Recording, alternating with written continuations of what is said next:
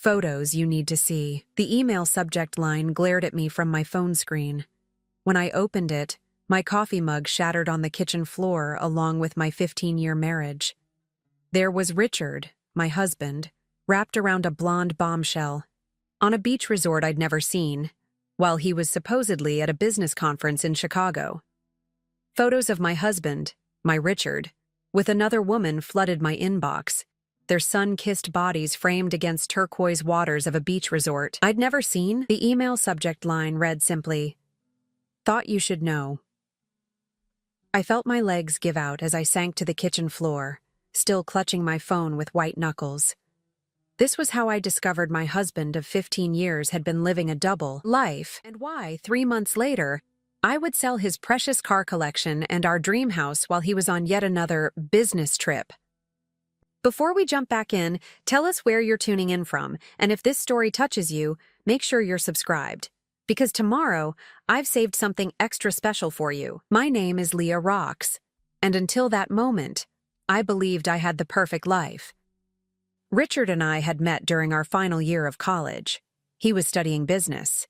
I was finishing my degree in architectural design. We married 2 years later in a small ceremony surrounded by close friends and family. Richard's career in investment banking flourished, while I put my own ambitions on hold to support him, managing our home and raising our daughter Lily, who was now 13. We had built what I thought was a beautiful life together in our custom-designed home in Westlake Hills, an exclusive neighborhood just outside Austin. Richard's passion for classic cars had grown with his success, and our 6-car garage housed his collection, each vehicle meticulously maintained and worth more than what most people earn in years. I had always found his enthusiasm endearing, even if I didn't fully understand the appeal of spending small fortunes on automobiles that mostly sat gathering dust. That Tuesday morning had begun like any other. Lily had left for school, and I was planning a charity fundraiser I was chairing. That month, Richard was on day 4 of a week-long trip to Chicago for an investment conference. At least, that's what he had told me. I had just poured my second cup of coffee when my phone chimed with a new email from an address I didn't recognize. I almost deleted it, assuming it was spam, but something about the subject line, "Photos you need to see," caught my attention. Perhaps it was related to the fundraiser? I clicked it open without a second thought. The first image loaded, and my coffee mug slipped from my fingers, shattering on the kitchen tile. There was Richard, my husband, his arm wrapped around a woman I'd never seen before. They were on a beach, drinking colorful cocktails, looking relaxed and intimate. The timestamp showed it was from yesterday, when he was supposedly in Chicago, giving a presentation on market trends. My hands shaking, I scrolled through image after image. Richard and this woman, young, blonde, stunning, having dinner at a romantic restaurant, walking hand in hand along a moonlit beach, kissing beside an infinity pool with a view I didn't recognize. And the final photo, the two of them in what was clearly a luxury hotel room, the bedsheets tangled around them. The accompanying message was brief but devastating. "I thought you should know that Richard and I have been together for over 2 years. He promised he would leave you after Lily's birthday last month. I'm tired of waiting and being the secret. Ask him about our trips, to Bora Bora, Santorini, and now Maldives. I'm sorry to be the one to tell you this. Natalie." The room seemed to tilt as a wave of nausea washed over me. 2 years? While I had been planning dinner parties and attending his company functions, believing our marriage was solid, he had been building a relationship with someone else. All those business trips that had gradually increased in frequency. How many had actually been vacations with her? I scrolled through the images again, looking for any sign that they might be manipulated or fake. But there was no denying the truth. The watch I had given Richard for our 10th anniversary clearly visible on his wrist as he embraced this woman. The distinctive scar on his shoulder from a childhood accident. This was real.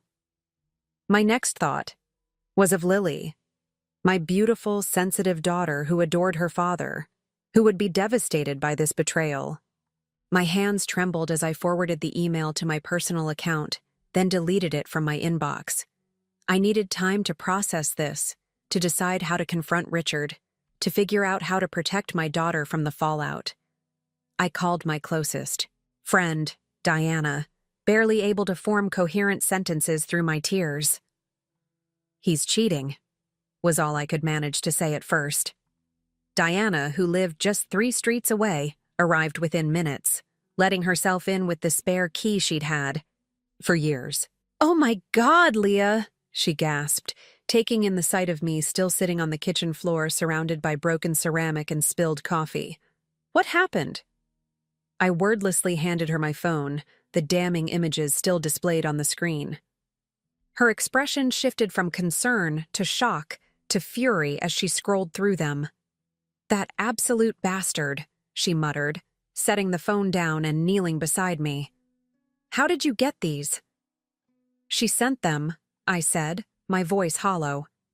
"His mistress. Apparently she's tired of being the secret." Diana helped me to my feet and guided me to the living room couch while she cleaned up the broken mug. As the initial shock began to fade, it was replaced by a cold, seeping anger. I thought about all the times Richard had missed Lily's school, events because of unavoidable meetings, the weekends I'd spent alone because he had to fly out to see clients, the nights I'd waited up only for him to call and say he'd be working late.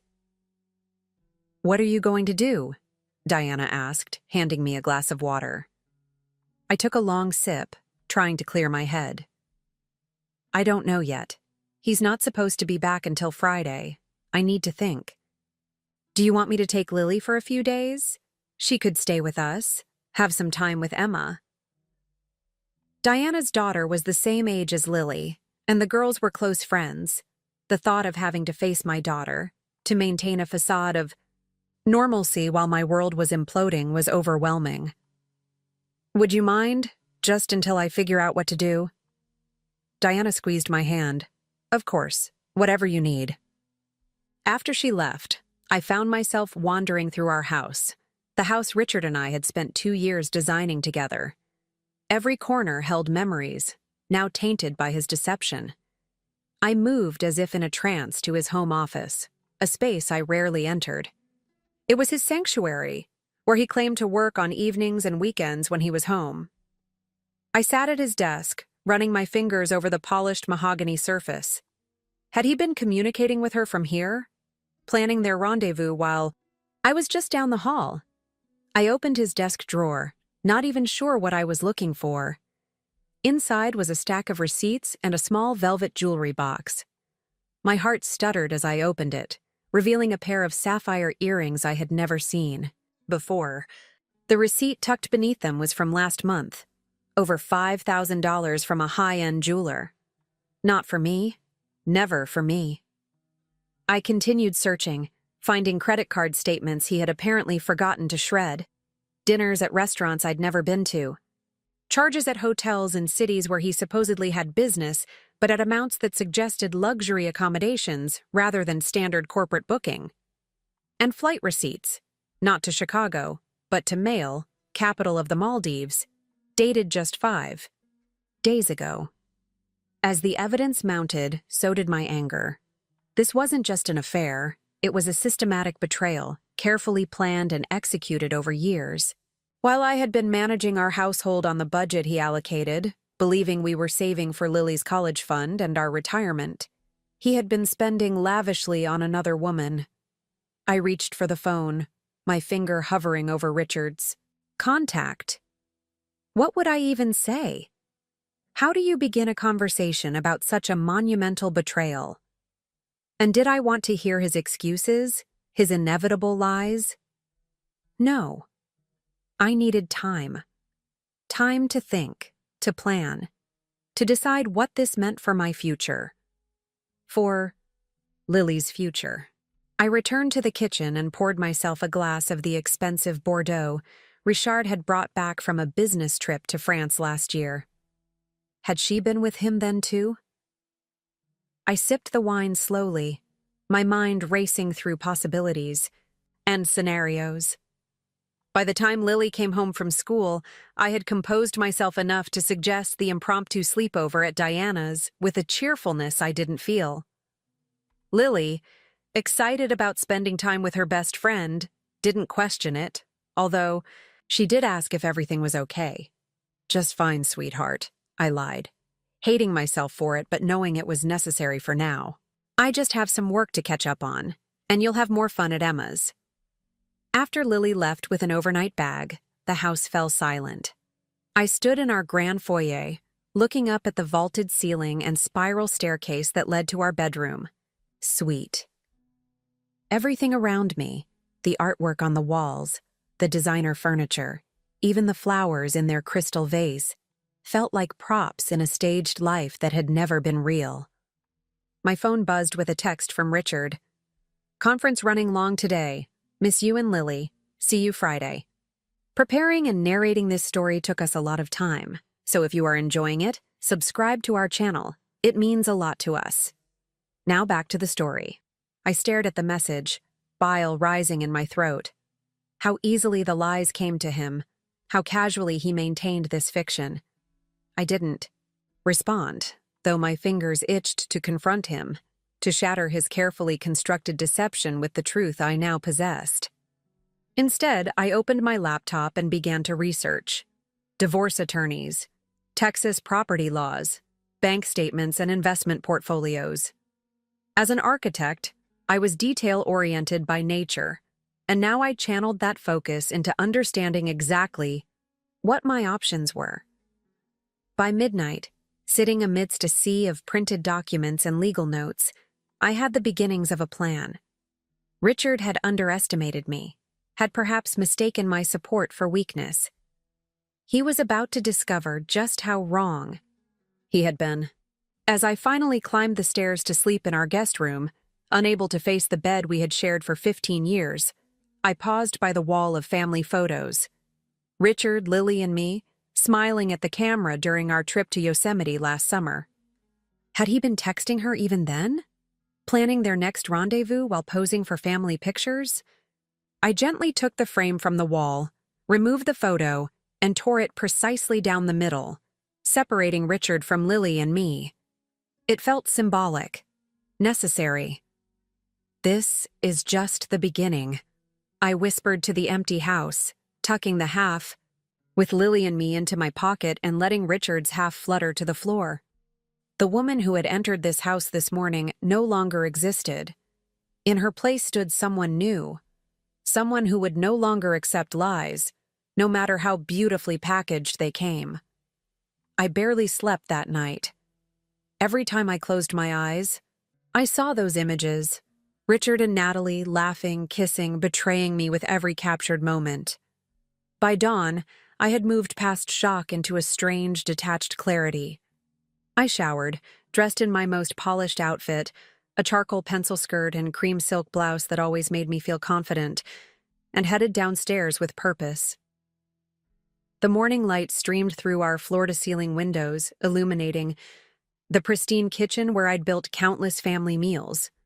I opened Richard's sacred liquor cabinet, selected his 25-year-old Macallan whiskey, the one he'd spent $3,500 on and saved for special occasions, and poured myself a generous glass. It burned going down, but I welcomed the sensation. Something real in a life I was discovering had been largely artificial. My phone buzzed with a morning text from Richard. "Big presentation today. Should close the Peterson account. Call you tonight." I stared at the message, picturing him typing it while lying next to her in their luxury resort. Did he laugh after sending it, pleased with how easily he could maintain his deception? I didn't reply. Let him think everything was normal. For now. Instead, I called Megan, our family attorney, or rather, the attorney who had handled our wills and house purchase. A woman I'd chatted with at charity events but never truly confided in. Now, I needed her professional expertise more than ever. "Leah? This is a surprise," she answered, her tone warmly professional. "I need to meet with you, Today, if possible. It's... My voice faltered slightly. It's about Richard. Something in my tone must have alerted her. I have a cancellation at 11. Can you make it then? By 10:30, I was sitting in my car outside her downtown office, rehearsing what to say, how to transform my personal humiliation into legal strategy. The folder on the passenger seat contained printouts of the damning email, screenshots of our financial accounts, and the credit card statements I'd found in Richard's desk. Megan's office was a sleek, minimalist space, all glass and polished concrete with stunning city views. It should have intimidated me, but I felt oddly at home here. This was a place where emotions took a back seat to facts and strategy. Exactly what I needed. So, Megan said after her assistant had brought us coffee, what's going on? I placed my phone on her desk, the email with Natalie's photos open. My husband has been having an affair for at least 2 years. His mistress sent me these yesterday. Megan's professional demeanor slipped momentarily as she scrolled through the images. Jesus, Leah. I'm so sorry. I need to know my options, I said, my voice steadier than I expected. Legally and financially. She set the phone down, her expression shifting back to lawyer mode. Let's talk about that. Texas is a community property state, which means assets acquired during marriage are generally split 50-50, but there can be exceptions.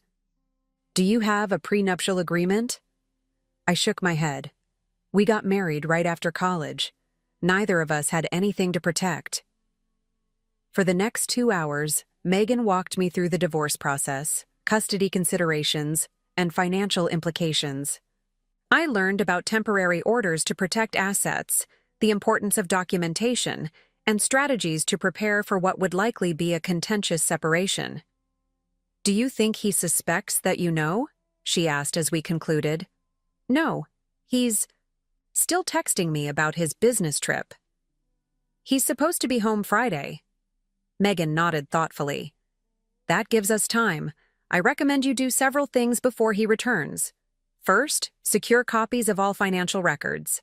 Bank statements, investment accounts, retirement funds, everything. Second, open your own bank account at a different bank and transfer enough money for immediate living expenses. Legally, you're entitled to access your joint funds. Won't that tip him off? I asked. Possibly, but protecting yourself financially is crucial right now. Richard has clearly been living a double life, which suggests he's comfortable with deception. We need to assume he might take steps to restrict your access once he knows you've discovered the affair. As Megan continued outlining my next steps, I felt a strange sense of empowerment replacing the devastation of the previous day. This was actionable, concrete. Something I could focus on besides the images of my husband with another woman. What about the house? I asked. And his car collection? Megan's expression grew cautious. Those are significant assets that would be divided during divorce proceedings. I strongly advise against making any major decisions about property right now. Judges don't look kindly on spouses who liquidate assets before legal separation. I nodded, not sharing the thoughts already forming in my mind. By the time I left Megan's office, armed with a folder of legal information and a list of recommended actions, it was nearly 2 p.m. Rather than going home to our empty house, I drove to Westlake Community Bank where Richard and I had our joint accounts. Mrs. Mitchell, what a pleasure, said Brian, the branch manager who had handled our banking for years. I didn't correct him on the name. I was still Mrs. Mitchell, at least for now. What can I help you with today? I need to check some information on our accounts, I said with a practiced smile. Richard is traveling, and there are some financial matters I need to handle in his absence. Brian's helpful demeanor never wavered as he pulled up our account information, confirming what I already suspected. There were accounts I knew nothing about. Specifically, a separate checking account, in Richard's name alone with a balance that made my stomach clench. Over $200,000 sitting in an account I hadn't even known existed. Could you print monthly statements for all our accounts for the past 2 years? I asked, maintaining my composure. Of course, Mrs. Mitchell. It might take a few minutes to compile. Everything. While waiting, I opened a new checking account in my name only, transferring $50,000 from our joint savings. It was less than I was entitled to, but enough to ensure Lily and I would be secure in the immediate future. I also requested a credit check, discovering 2 credit cards in Richard's name that I'd never seen, both with substantial balances and payment addresses at a P.O. box rather than our home. After leaving the bank, a strange restlessness overtook me. I couldn't face going home yet, to the shrine of our fabricated perfect life. Instead, I found myself driving to Hillside Park, where Lily had played as a toddler. I sat on a bench overlooking the playground, watching mothers with their young children, feeling simultaneously disconnected from and bonded to them. How many of these women were also living lives undergirded by lies? My phone buzzed with a text from Diana. "Lily's having dinner with us. How are you holding up?" I stared at the message, unsure how to respond. How was I holding up? I didn't even know. Part of me felt numb, operating on autopilot. Another part simmered with a rage I'd never experienced before, not just at Richard's betrayal, but at my own blindness. How had I not seen this coming? Had I been so absorbed in creating the perfect home, being the supportive wife, that I'd missed the signs? "Taking care of things," I finally replied. "Thank Diana for keeping Lily. I'll pick her up tomorrow."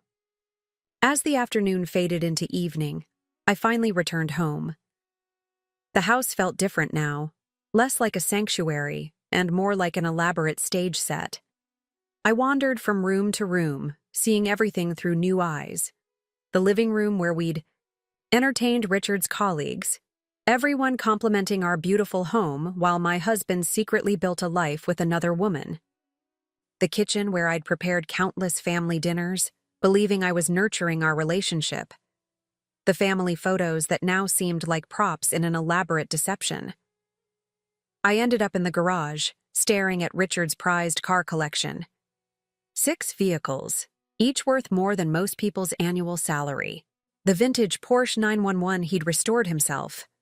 The Ferrari he drove only on perfect summer days. The classic Aston Martin he'd called his investment piece. Each one meticulously maintained, lovingly cared for. Unlike his marriage.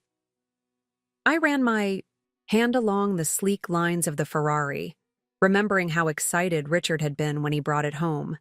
How he'd insisted I come for a drive even though I'd been in the middle of preparing for a charity event.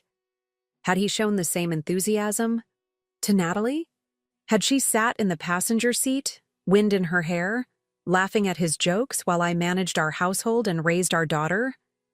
My hand tightened on the car door.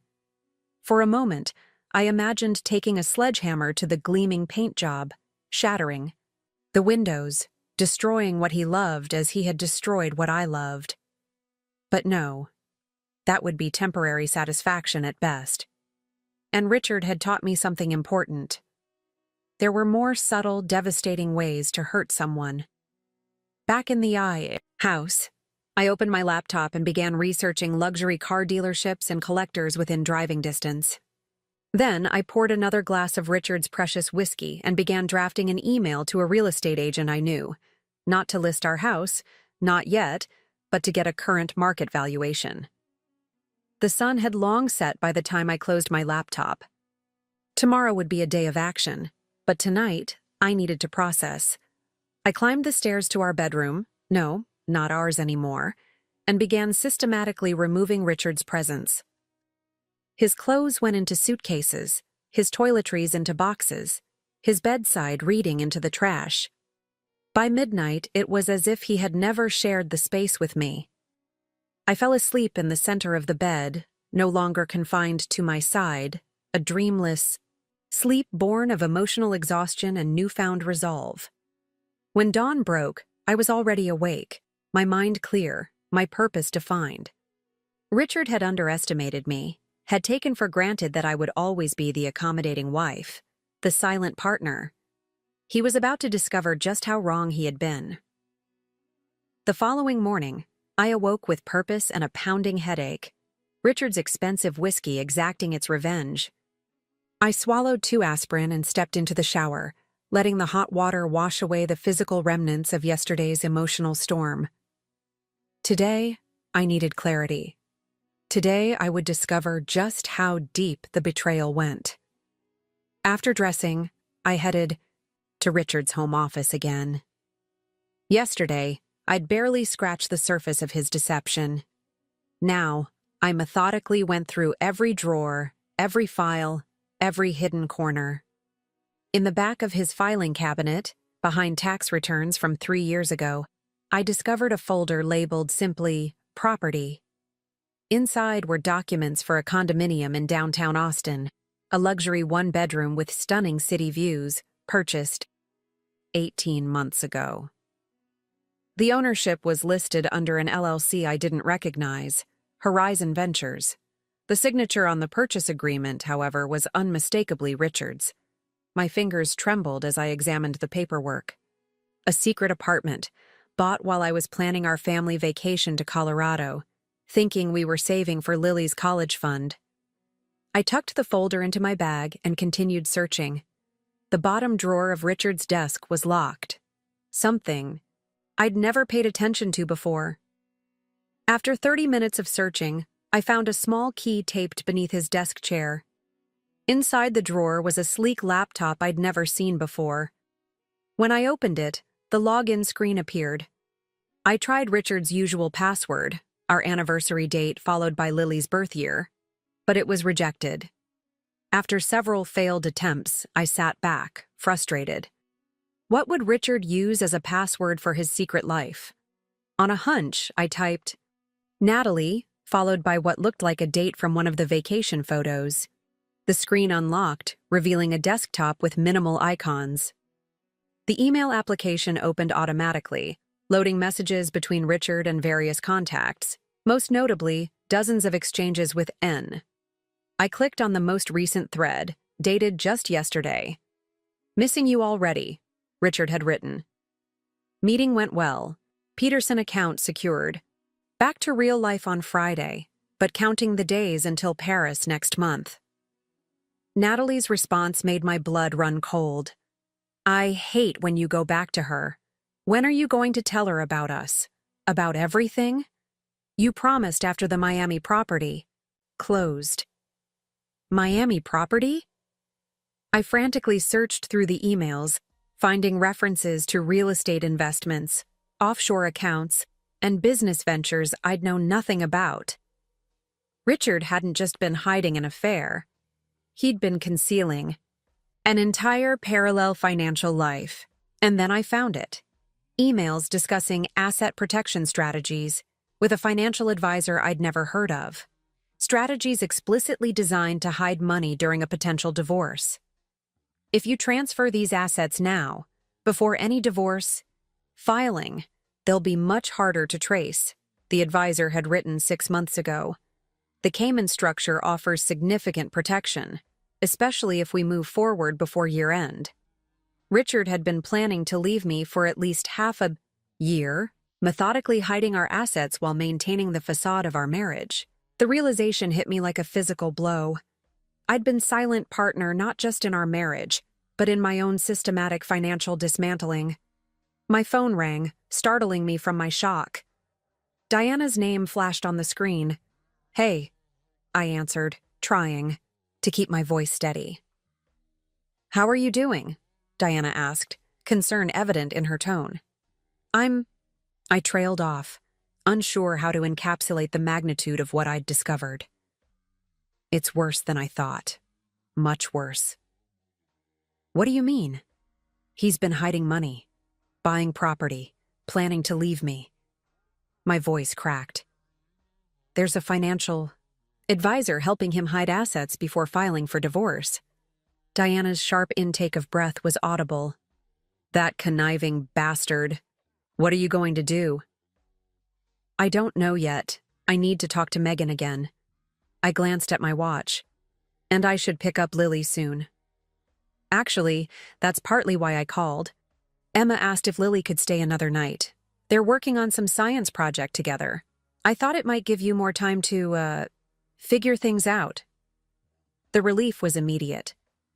If you're sure it's not an imposition. Of course not. Take all the time you need. After hanging up, I turned back to the laptop, downloading as many incriminating emails as I could onto a USB drive I found in Richard's desk. The evidence of his calculated betrayal grew with each message I read. This wasn't just about Natalie. This was about Richard systematically dismantling our financial future while I remained oblivious. I closed the laptop, replaced it exactly as I'd found it, and locked the drawer. Then I called Megan. "I need to see you again," I said when she answered. "Today, if possible. I've found evidence that Richard has been hiding assets." 2 hours. Later, I was back in Megan's office, spreading printouts across her desk. Emails about offshore accounts, property purchases through LLCs, discussions of divorce strategy dating back months. Megan's expression grew increasingly grave as she examined the documents. "This changes things significantly, Leah. What Richard's doing here, it's not just unethical, it's potentially illegal. Hiding assets during divorce proceedings is fraud." "But he hasn't filed for divorce yet," I pointed out. "No, but these emails clearly show intent. He's deliberately concealing marital assets in preparation for divorce. That's acting in bad faith." She tapped one of the emails. "This financial advisor he's working with, Trevor Wilson, I know him by reputation. He specializes in helping high net worth individuals shield assets from spouses and creditors. Some of what he does operates in legal gray areas. So what does this mean for me?" Megan leaned forward, her expression intensifying. "It means we need to move quickly, before Richard can hide anything else. I'm going to recommend we file for divorce immediately, with an emergency motion to freeze all assets. We'll request full financial disclosure and specific injunctions preventing any transfers of property or money." The word divorce hung in the air between us. Despite everything, despite the photos and the emails and the mountain of evidence of Richard's betrayal, hearing it stated so plainly made it real in a way it hadn't been before. "Leah?" Megan prompted gently. "I know this is overwhelming, but time is critical here. Based on these emails, Richard is actively working to disadvantage you financially. Every day we wait is another opportunity for him to hide more assets." I nodded, swallowing hard. "Do it. File the papers." "There's something else you should know," Megan added, her tone cautious. "Given the evidence of fraud, we could potentially pursue criminal charges. Financial fraud in divorce cases can lead to significant penalties, including jail time in extreme cases." The thought of Richard in jail, Richard, who was so concerned with appearances, with maintaining his reputation in the business community, was momentarily satisfying. But then I thought of Lily, of how devastated she would be not just by our divorce but by seeing her father criminally charged. "Let's hold that as a last resort," I said finally. "For Lily's sake." Megan nodded understandingly. "Of course. For now, let's focus on the divorce filing and asset freeze. I'll have the paperwork ready for your signature tomorrow." As I drove home, the weight of the day's discoveries pressed down on me. Richard hadn't just betrayed me emotionally. He'd been meticulously planning to betray me financially, to leave me with as little as possible while he started his new life with Natalie. The calculated nature of it, the months of planning, made the betrayal exponentially worse. I pulled into our circular driveway, noticing how the late afternoon sun glinted off the perfectly manicured landscaping I had designed and supervised, part of creating the showcase home Richard had wanted. Everything around me, from the imported Italian marble in the foyer to the custom cabinetry in the kitchen, had been selected to project an image of success and perfection. An image as false as our marriage had been. Inside, the house was quiet, too quiet without Lily's presence. I wandered from room to room, seeing everything through new eyes. The living room where we'd hosted dinner parties for Richard's colleagues, everyone complimenting our beautiful home while he secretly planned his exit. The kitchen where I'd prepared countless family meals, believing I was nurturing our relationship while he nurtured a separate life. I ended up in Richard's study again, staring at the evidence of his duplicity. The locked drawer that had contained his secret laptop, the filing cabinet where he'd hidden the condominium documents, the desk where he'd presumably planned vacations, with Natalie while I believed he was working late. My phone buzzed with a text. Richard again. Closing dinner with Peterson tonight. Might be late calling. Kiss Lily for me. I stared at the message, fury building in my chest. The casual deception, the easy lies, all while he systematically worked to destroy my financial future. I thought of the asset protection strategies, the offshore accounts, the secret properties. I thought of Natalie's message. I hate when you go back to her. In that moment, something crystallized within me. This wasn't just about surviving Richard's betrayal. This wasn't even about getting my fair share in the divorce. This was about justice, about consequences. Richard had spent months, perhaps years, calculating how to leave me with as little as possible. Now it was my turn to calculate. I opened my contacts and scrolled to a name I hadn't called in years, Bennett Fuller, a college friend who had gone on to become one of Austin's most successful luxury car dealers. Bennett? It's Leah Rocks. Mitchell now, though that's about to change. I took a deep breath. I need your expertise on something. How quickly can you move 6 high-end cars? As the sun set over our soon-to-be former home, I sat at the kitchen, island, laptop open, making lists, sending emails, formulating a plan. Richard had taught me an invaluable lesson. Preparation was everything. He'd had months to plan his exit strategy. I had less than 48 hours before he returned. It would be enough. Morning dawned with a clarity I hadn't felt in years. After signing the divorce papers Megan had prepared, I found myself sitting in my car outside a sleek high-rise in downtown Austin, the building where Richard's secret condominium was located.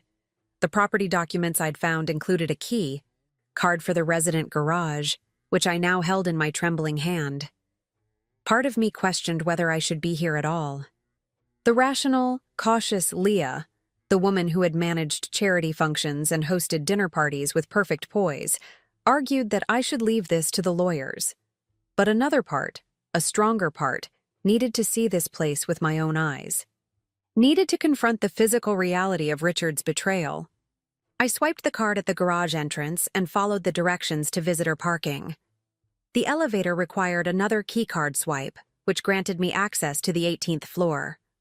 The hallway was all understated luxury, plush carpeting, soft lighting, and the faint scent of citrus in the air. I found Unit 1806 and stood before the door, heart hammering in my chest. The key from the document folder slid smoothly into the lock. For a moment, I hesitated. Once I opened this door, there would be no pretending, no going back to the comfortable illusion of my marriage. Then I turned the key and stepped inside. The apartment was immaculate, clearly professionally decorated, in minimalist whites and grays with strategic pops of blue. Floor-to-ceiling windows offered a stunning view of downtown Austin. It was beautiful, expensive, and utterly devoid of personality. No photos, no mementos, nothing that would identify its occupants, except for the lingering scent of an unfamiliar perfume. I moved through the space like a detective, noting the high-end appliances in the unused kitchen, the expensive whiskey, the same brand Richard kept at home, on the bar cart. The bedroom featured a massive platform bed with rumpled gray sheets that no one had bothered to straighten. On the nightstand sat a woman's watch and a dog-eared paperback. The closet revealed more, a section of Richard's clothes, items I recognized from our home, hanging beside women's garments, designer dresses, cashmere sweaters, things I would never buy on the household budget Richard had always insisted we stick to. In the bathroom, her toiletries mingled with his. 2 toothbrushes in the holder, her makeup scattered across the counter. This wasn't just a place for clandestine meetings. This was a home they shared. While I managed our household and raised our daughter, Richard had been building this parallel life, complete with domestic routines and shared spaces. I sank onto the edge of the bed, overwhelmed by the tangible evidence of his deception. My phone rang, Diana checking in. I let it go to voicemail. What could I possibly say? That I was sitting in my husband's love nest, surrounded by evidence of his double life? A notification pinged, an email from Megan confirming that the divorce papers had been filed and the emergency motion to freeze assets was scheduled for a hearing the following morning. The legal machinery was in motion. I should have felt relieved, empowered even. Instead, a wave of desperate sadness washed over me. 15 years of marriage, a daughter we both adored, a life we'd built, or that I thought we'd built together. All of it sacrificed for this sterile apartment and a woman young enough to be his intern. I don't know how long I sat there, but eventually, a wild idea took hold. What if I tried to talk to Richard, really talk to him, confront him with what I knew, appeal to whatever decency might remain in the man I'd once loved? Perhaps for Lily's sake, if nothing else, we could find a way through this that didn't involve courts and asset freezes and the public dismantling of our family. Before I could reconsider, I pulled out my phone and dialed his number. It rang 4 times before going to voicemail. Of course. He was supposedly in meetings all day. I tried again, this time using the emergency code we'd established years ago, calling 3 times in succession, which meant drop everything and call me back. Within minutes, my phone rang. Leah? What's wrong? Is it Lily? Richard's voice held genuine concern, the first authentic emotion I'd heard from him in who knew how long. We need to talk, I said, struggling to keep my voice steady. Now. I'm in the middle of a meeting. Can it wait until tonight? No, it can't wait. I'm sitting in your downtown apartment, the one you bought for you and Natalie. Silence stretched across the line, so complete I could hear my own heartbeat thundering in my ears. How did you... He finally began. How I know doesn't matter. I cut him off. What matters is that we talk, face to face, today. Another long pause. I'm in Dallas. No, you're not. You're in the Maldives with Natalie, or were until yesterday. The vacation photos came directly to my inbox, Richard. All of them. The sharp intake of breath told me everything. Leah, I can explain. Save it. I don't want explanations over the phone. I want you on a plane back to Austin today. We need to talk about what happens next. About Lily. His voice shifted, taking on the placating tone he used with difficult clients. Of course, you're right. But I can't just leave in the middle of... Yes, you can. And you will. Or the next call I make is to your firm's partners, with copies of those vacation photos attached. I wonder how they'd feel about you conducting business meetings with your mistress on white sand beaches. A heavy sigh. Fine. I'll get a flight back today. But Leah, this conversation isn't going to go the way you think. Just be here. I ended the call. As I left the apartment, locking it behind me, doubts crept in. What was I hoping to accomplish? Richard had been methodically planning his exit for months, hiding assets, creating this separate life.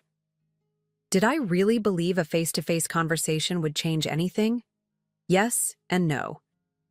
The rational part of me knew this marriage was over. Had. Been over long before Natalie's email arrived in my inbox. But another part needed closure. Needed to hear from Richard's own lips why our life together had meant so little to him that he could discard it for luxury vacations and a downtown pied-à-terre. And maybe, just maybe, a direct confrontation would shock him into doing the right thing, handling our divorce with honesty and fairness, prioritizing Lily's well-being above all else. Back at home, I paced restlessly, alternating between certainty that I was doing the right thing and fear that I was making a terrible mistake. Should I have just left everything to the lawyers? Was attempting to reason with a man who had methodically deceived me for years an exercise in futility? I called Megan to inform her that Richard was returning early. "Are you sure this is wise?" she asked, concern evident in her voice. Men like Richard can be unpredictable when cornered. "I need to try. For Lily's sake. Maybe if we talk face to face, we can work out an amicable separation." Megan's skepticism was palpable even through the phone. "Just be careful. Don't sign anything, don't agree to anything, and call me immediately if you feel uncomfortable or threatened in any way." By early evening, my phone buzzed with a text from Richard. "Landed.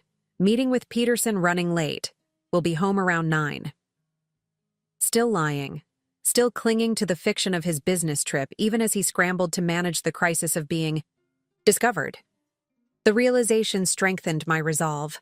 This man, this stranger wearing my husband's face, deserved no consideration, no attempt at reconciliation. Yet when the front door finally opened at 9:30 and Richard walked in looking travel-worn and wary, something inside me wavered. This was the man I had loved for 15 years, the father of my child. Despite everything, my traitorous heart skipped a beat at the familiar sight of him setting down his briefcase in the entryway, loosening his tie with that habitual gesture I knew so well. "Leah," he said cautiously, his eyes taking in my composed posture at the kitchen island. "I came as soon as I could." "Did you?" I replied, ice in my voice. "Interesting, since your return flight from the Maldives landed at noon. Where have you been for the past 9 hours, Richard?" His face tightened. "I had things to take care of." "Things? Or people? Did you stop by the condo to warn Natalie? To make sure she'd cleared out her makeup before I found it?" I laughed bitterly. "Too late for that." Richard sighed heavily, dropping the pretense. "This isn't how I wanted you to find out." "How exactly did you want me to find out? With divorce papers? After you'd finished hiding all our assets in the Cayman Islands?" His head snapped up, eyes widening in surprise. "How did you—" "I know everything, Richard. The offshore accounts, the Miami property, the asset protection strategies to shield money from me in the divorce you've been planning for months." I pushed a stack of printed emails across the counter toward him. "Did you really think I was that stupid? That blind?" Richard's expression shifted, the facade of contrition falling away to reveal something harder, colder. "What do you want, Leah? Money? The house? Name your price so we can end this civilized." "Civilized?" I echoed incredulously. "You've been systematically deceiving me, cheating on me, and plotting to leave me financially compromised. And you want to talk about civilization?" "I was going to be fair," he insisted, a defensive edge to his voice. "You would have had enough to be comfortable. Enough, as determined by you. While you and Natalie enjoyed the fruits of 15 years of our shared life." I shook my head in disbelief. "You still don't get it, do you? This isn't just about money. It's about respect, honesty, the values we promised to uphold when we stood before our families and pledged to honor each other." Richard's facade cracked further, impatience bleeding through. "What good does this conversation do, Leah? It's over. I've moved on. I'm sorry you had to find out this way, but dragging it out only makes things more painful for everyone, especially Lily."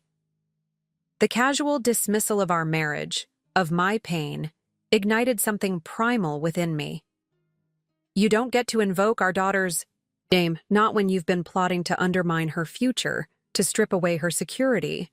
"That's not fair," he snapped. "I would never hurt Lily. But you'd hurt me. You'd destroy the foundation of her family without a second thought." I took a deep breath, steadying myself. "I filed for divorce today, Richard, with an emergency motion to freeze all our assets pending full financial disclosure." The color drained from his face. "You what?" The hearing is tomorrow morning. Every account, every property, every investment will be scrutinized, including those you've tried to hide. He slammed his hand on the counter, mask fully dropped now. You had no right. Those accounts, those investments, I built them. Me. While you were playing house and planning charity luncheons. There it was. The truth he'd always hidden behind supportive smiles and perfunctory compliments. In his mind, my contributions to our marriage, to our family, had been worthless. Decorative at best. Playing house, I repeated softly. Is that what you think I've been doing for 15 years? Creating a home for our family? Raising our daughter? Supporting your career at every turn? Richard ran a hand through his hair, frustration evident. That's not what I meant. It's exactly what you meant. I stood up, suddenly exhausted by his presence, by this conversation that was going exactly as I should have expected. There's nothing more to discuss tonight. I'll have Lily ready for you to see tomorrow afternoon, after the hearing. Where is she now? At a friend's. I didn't want her here for this conversation. He nodded, the first sensible reaction he'd shown. I'll get a hotel room for tonight. Have my lawyer call yours in the morning. As he turned to leave, I called after him. Richard, was any of it real? Us? This life we built? He paused at the door, shoulders slumping slightly. Parts of it, in the beginning.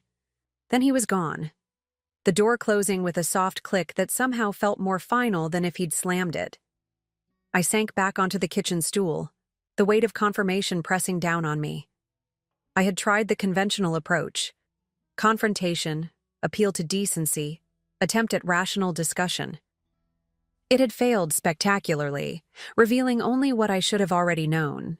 There would be no amicable separation, no fair division, no prioritizing of Lily's well-being over Richard's self-interest. My phone buzzed with a text from Megan. How did it go? I stared at the message, contemplating my response. How had it gone? Exactly as it needed to, perhaps. It had shown me beyond any doubt that Richard was not the man I had believed him to be. That there would be no reasoning. With him, no appeal to better angels. It had shown me that if I wanted justice, true justice, I would need to create it myself. It went as expected, I finally replied. See you in court tomorrow. Then I opened a new message to Bennett Fuller. Still interested in those cars? I need them moved tomorrow. Discretion essential. The die was cast. The time for conventional approaches was over. I barely slept that night, my mind racing with conflicting emotions. Anger at Richard's betrayal, fear for Lily's future, doubt about the path I was choosing. By dawn, I was sitting on our back patio, watching the sun rise over the carefully manicured garden, when my phone rang. Megan. I've just received a call from Richard's attorney, she said without preamble. They're requesting a postponement of today's hearing. My grip tightened on the phone. Why? They claim they need more time to prepare proper financial disclosures. It's a stalling tactic, Leah. He's trying to buy time to move more assets. A cold certainty settled in my chest. Can they do that? Get a postponement? They can try. I'll fight it, but judges often grant one initial continuance as a professional courtesy. Megan's voice took on a cautionary tone. There's something else. Richard's attorney mentioned serious concerns about Mrs. Mitchell's stability and judgment. They're laying groundwork to paint you as unstable. I nearly laughed at the audacity. I'm unstable? He's the one living a double life. I know, but this is a tactic we see often. If they can characterize you as emotionally reactive, it undermines your credibility when discussing financial matters. Megan paused. Did anything happen during your conversation last night that they could twist? I replayed the confrontation in my mind. Had I raised my voice? Yes. Shown emotion? Absolutely. But unstable? No. I was angry but in control. Good. But be prepared. This is going to get ugly. Richard's showing his hand early. He's going to fight dirty. After hanging up, I sat motionless, processing this new development. Richard wasn't just trying to hide assets. He was preparing to discredit me, to undermine my character. The man who had stood beside me at charity events, who had praised my organizational skills and social grace to his colleagues, was now plotting to paint me as unstable and irrational. My phone chimed with a text message from an unknown number. You can't win this. Take what Richard offers and move on. N. Natalie. She had my phone number. Of course she did. She probably knew every detail of my life, had been watching from the shadows as I played the role of devoted wife, blissfully unaware of my husband's betrayal. I stared at the message, a curious calm settling over me. They were coordinating now, Richard and Natalie, strategizing together about how to handle me. The woman who had sent those photos, had she done it to hurt me? To clear the path for their relationship? Or had it been a calculated move, designed to provoke an emotional reaction they could use against me? Either way, the message confirmed what I already knew. There would be no fair resolution through conventional channels. Richard would use every trick, every legal maneuver, every manipulation to protect his assets and his new life. My phone rang again, Bennett Fuller calling about the cars. I can have transport vehicles at your location by noon, he said. Are you sure about this, Leah? Once these cars leave your property? I'm sure, I replied, certainty hardening in my voice. How soon can you move them? I have buyers lined up for the Porsche and the Ferrari already. The Aston Martin will take longer. It's more specialized. But I can secure them all today and handle the sales transactions over the next week. He paused. You do have clear title to sell, right? That was the critical question. Legally, the cars were joint marital property. Once Megan's asset freeze went through, if it went through, I wouldn't be able to sell them without court approval. But until that happened, they're in both our names, I said carefully. I have all the documentation. Bennett's silence spoke volumes. He understood the precarious timing. Noon then.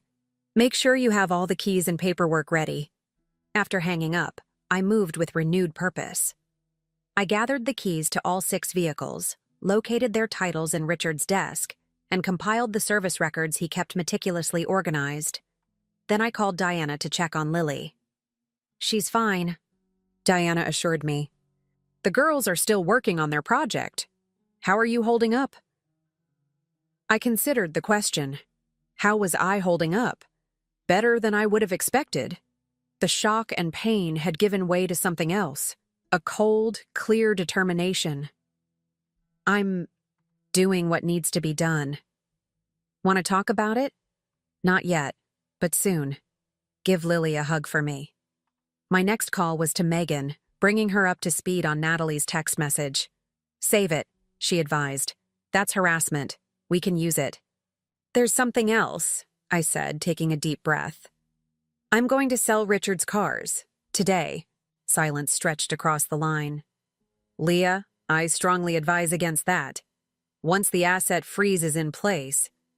That's just it. The hearing might be postponed. He's already moving to block me legally and discredit me personally. I need to act. Now. This could seriously compromise our position, Megan warned. The court doesn't look kindly on spouses liquidating assets before proceedings. I understand the risks, but these cars are worth over $1 million combined. If I don't move them now, they'll be tied up in legal battles for months, maybe years. Meanwhile, Richard will continue hiding money in accounts I don't even know exist.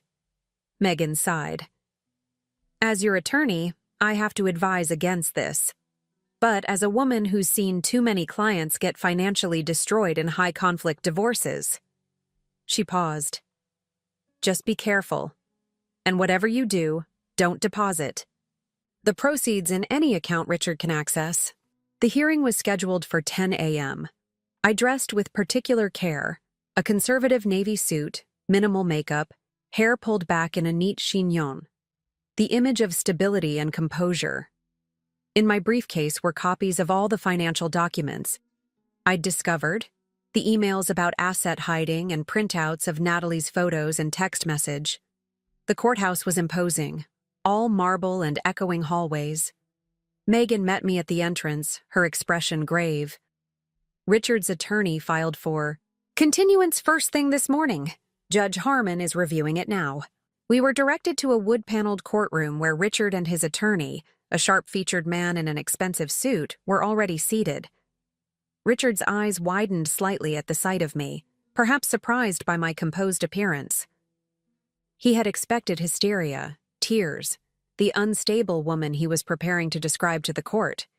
Instead, he got ice. I took my seat beside Megan, back straight, eyes forward, refusing to acknowledge Richard's presence. The judge entered, a stern-looking woman in her 60s, and the proceedings began with Richard's attorney arguing for postponement. Your Honor, my client needs additional time to compile comprehensive financial disclosures. The petitioner has made sudden, unexpected claims that require thorough documentation to address properly. Megan countered forcefully, presenting evidence of Richard's hidden accounts and the emails discussing asset concealment. Your Honor, this is not a case where additional time will facilitate honest disclosure. It is a case where additional time will allow the respondent to further hide marital assets, as he has already been doing for months.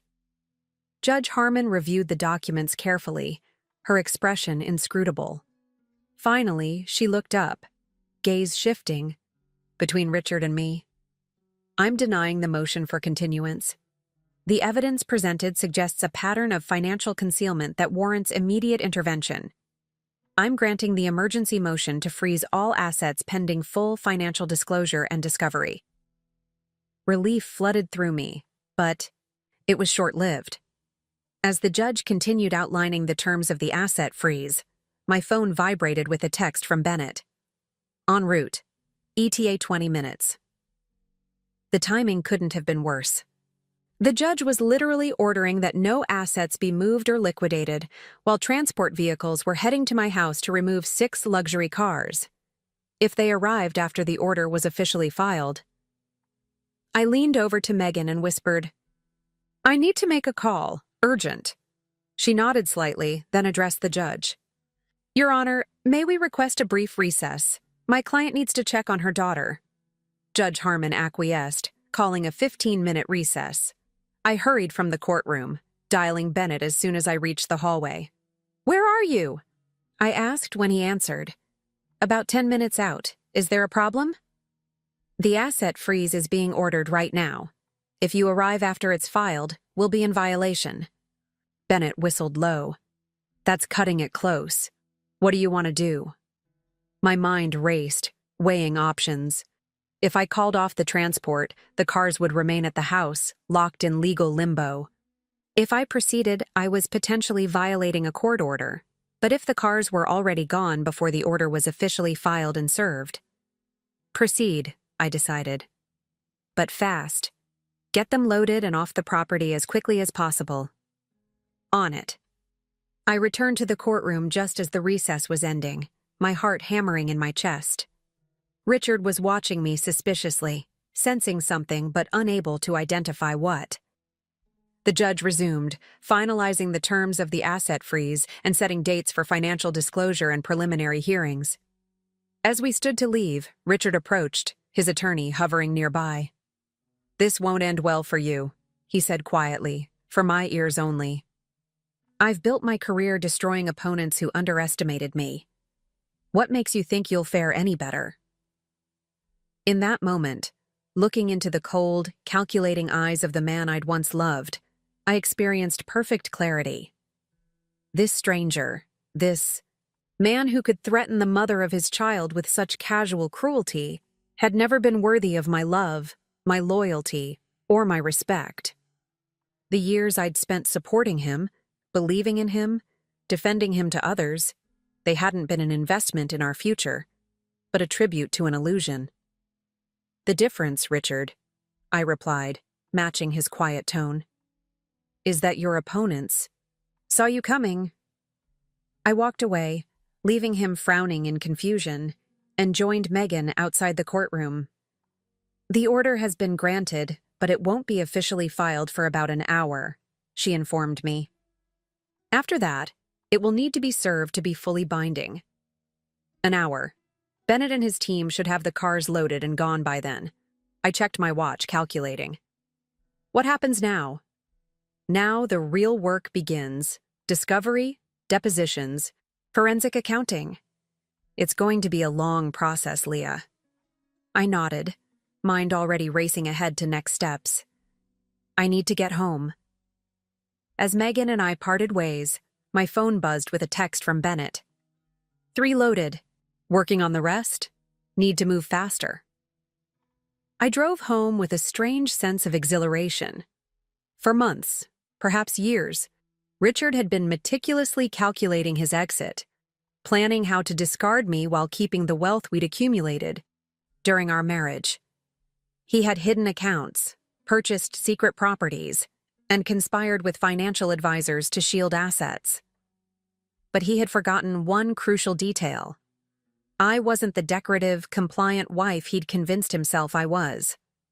I was the woman who had managed our household budget, organized our social calendar, and maintained relationships with every important contact in his network.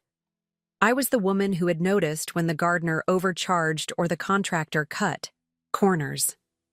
I was far more observant, far more capable than Richard had ever given me credit for.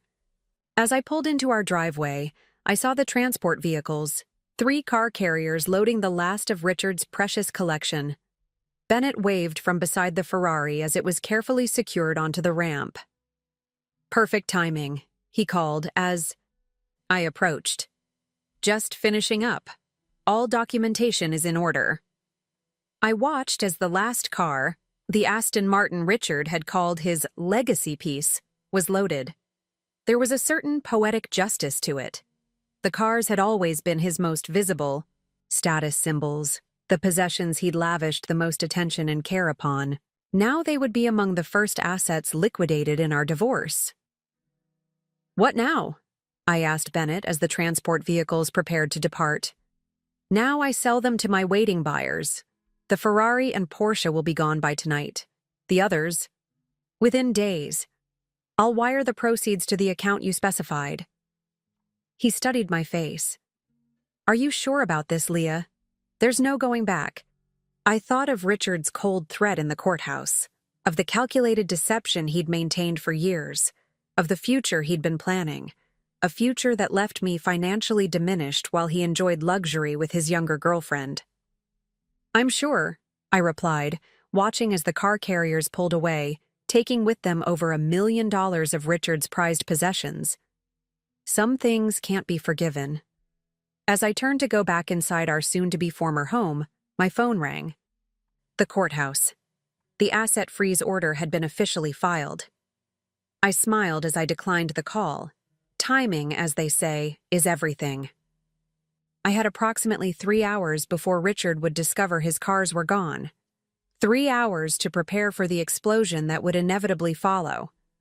The first thing I did upon returning home was call Megan to confess what I'd done.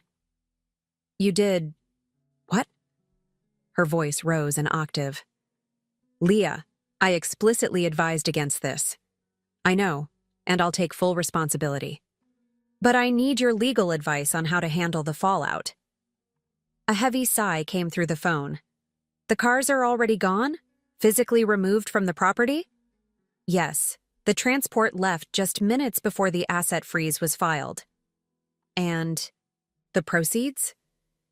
Being wired to a new account in my name only. One Richard doesn't know about. Another lengthy pause. This complicates things. Richard will file an emergency motion alleging contempt when he discovers the cars are gone. He'll argue that you knew the freeze was imminent and deliberately circumvented it. Which is true, I admitted. Yes, which is why I can't condone this action. However, from a strictly legal perspective, You could argue that at the time you arranged the sale, no order had been issued. It's a technical defense and it may not hold up, but it's something. Megan's professional tone shifted slightly. How much? For the cars?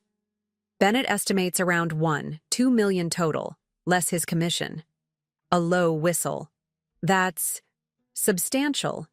It gives you operating capital outside of Richard's control, which is strategically valuable. But it also makes you a target.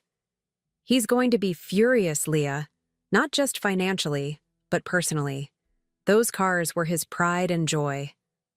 I know. And that was precisely the point. The cars weren't just assets to Richard, they were extensions of his identity, physical manifestations of his success. Their loss would hurt him in a way that nothing else could, except perhaps the house. What's your next move? Megan asked. I'm bringing Lily home. Then I'm going to secure anything of sentimental or financial value that matters to me.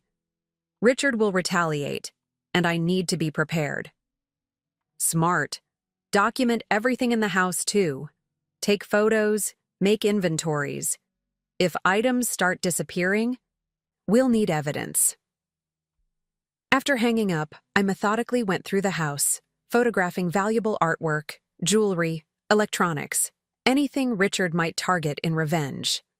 I gathered my personal mementos, photo albums, my grandmother's.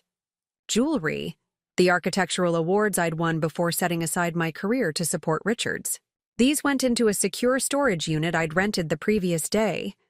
Next, I went through Lily's room, collecting her most treasured possessions, the stuffed rabbit she'd had since infancy, the science fair trophies she was so proud of, the memory box of ticket stubs and birthday cards she kept under her bed. These too went into protective storage. I wouldn't put it past Richard to use even Lily's belongings as leverage. My phone rang, Diana calling to check in. How did the hearing go? The freeze was granted, but there's been a development.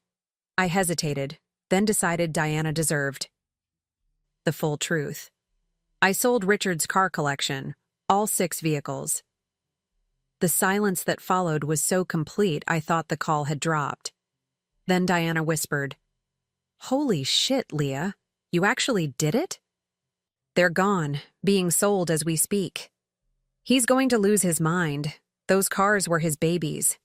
Diana's voice held equal parts awe and concern. What about the legal implications?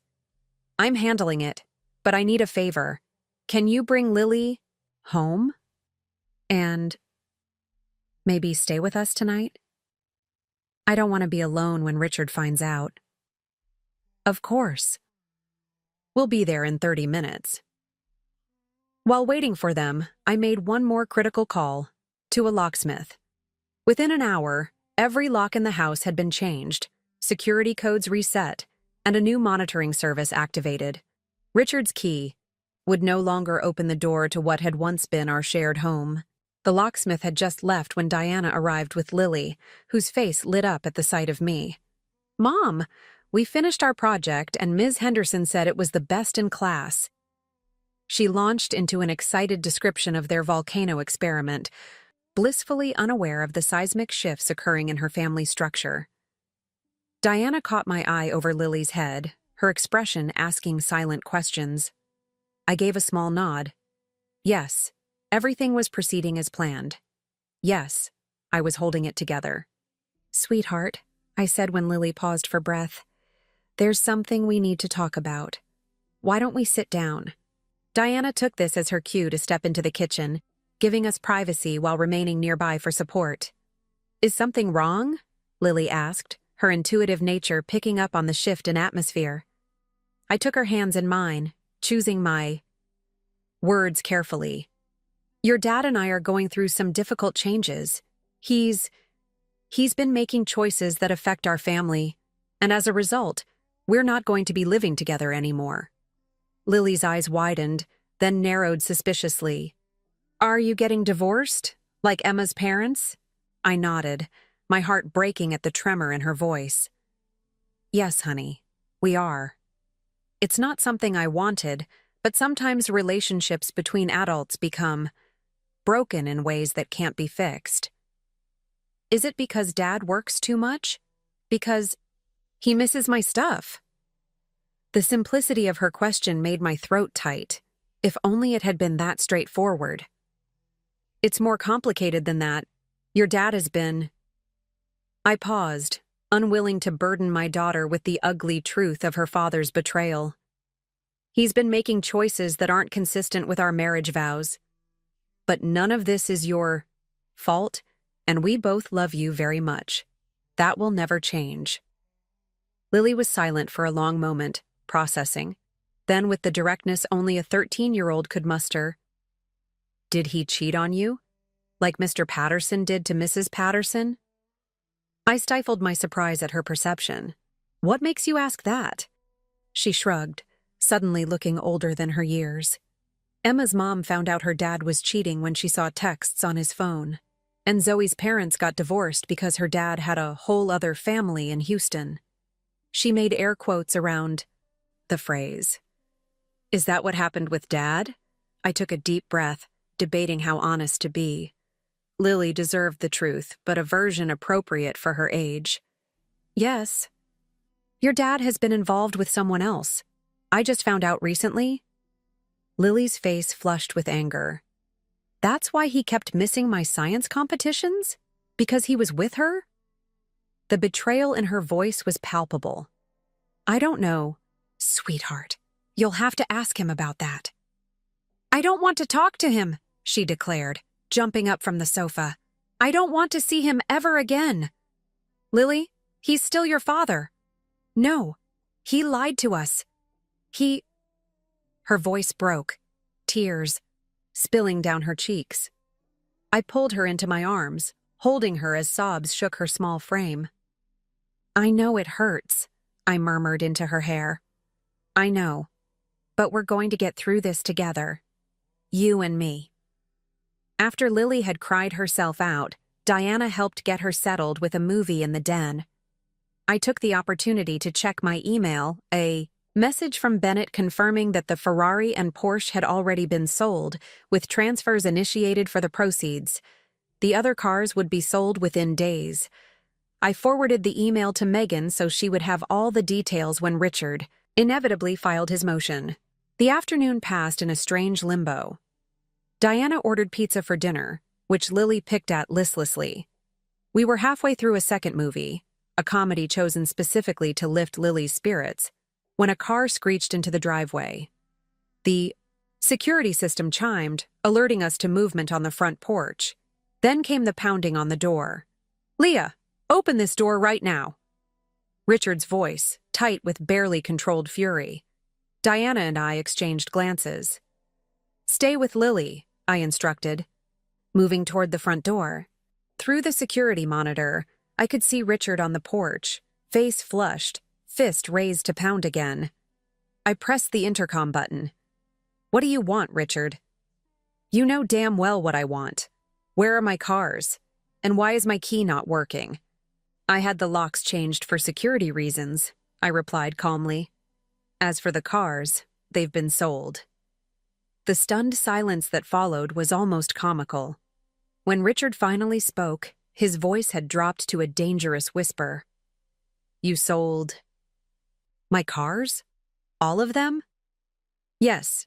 The Ferrari and Porsche are already with their new owners. The others will be sold in the next few days." "You had no right." His voice rose again, echoing through the intercom. "Those were mine. You violated the court order." "Actually, I haven't. The cars were removed before the asset freeze was officially filed. And they weren't yours, Richard. They were marital property, purchased during our marriage with joint funds, just like this house." Richard's face contorted with rage. "I'm calling my lawyer right now. This is theft." "Go ahead. My attorney is fully informed. Now, if you'll excuse me, your daughter is upset enough without hearing you shouting on our porch." "I want to see Lily." "Not tonight. She knows about your affair, and she's processing a lot of difficult emotions. I'll have her call you tomorrow when she's ready." "You told her?" Richard's outrage was palpable. How dare you drag our daughter into this? The hypocrisy was breathtaking. I told her an age-appropriate version of the truth. If you're concerned about her feelings, perhaps you should have considered them before conducting an affair for 2 years. I paused, then added, or before missing her science competitions for vacations with your mistress. Richard's face drained of color. This isn't over, Leah. Not by a long shot. You've made a serious mistake. Goodbye, Richard. Have your lawyer contact Megan about scheduling time with Lily. I ended the intercom connection, turning to find Diana standing in the hallway, her expression a mixture of concern and admiration. You okay? I nodded, surprised to realize it was true. Actually, yes.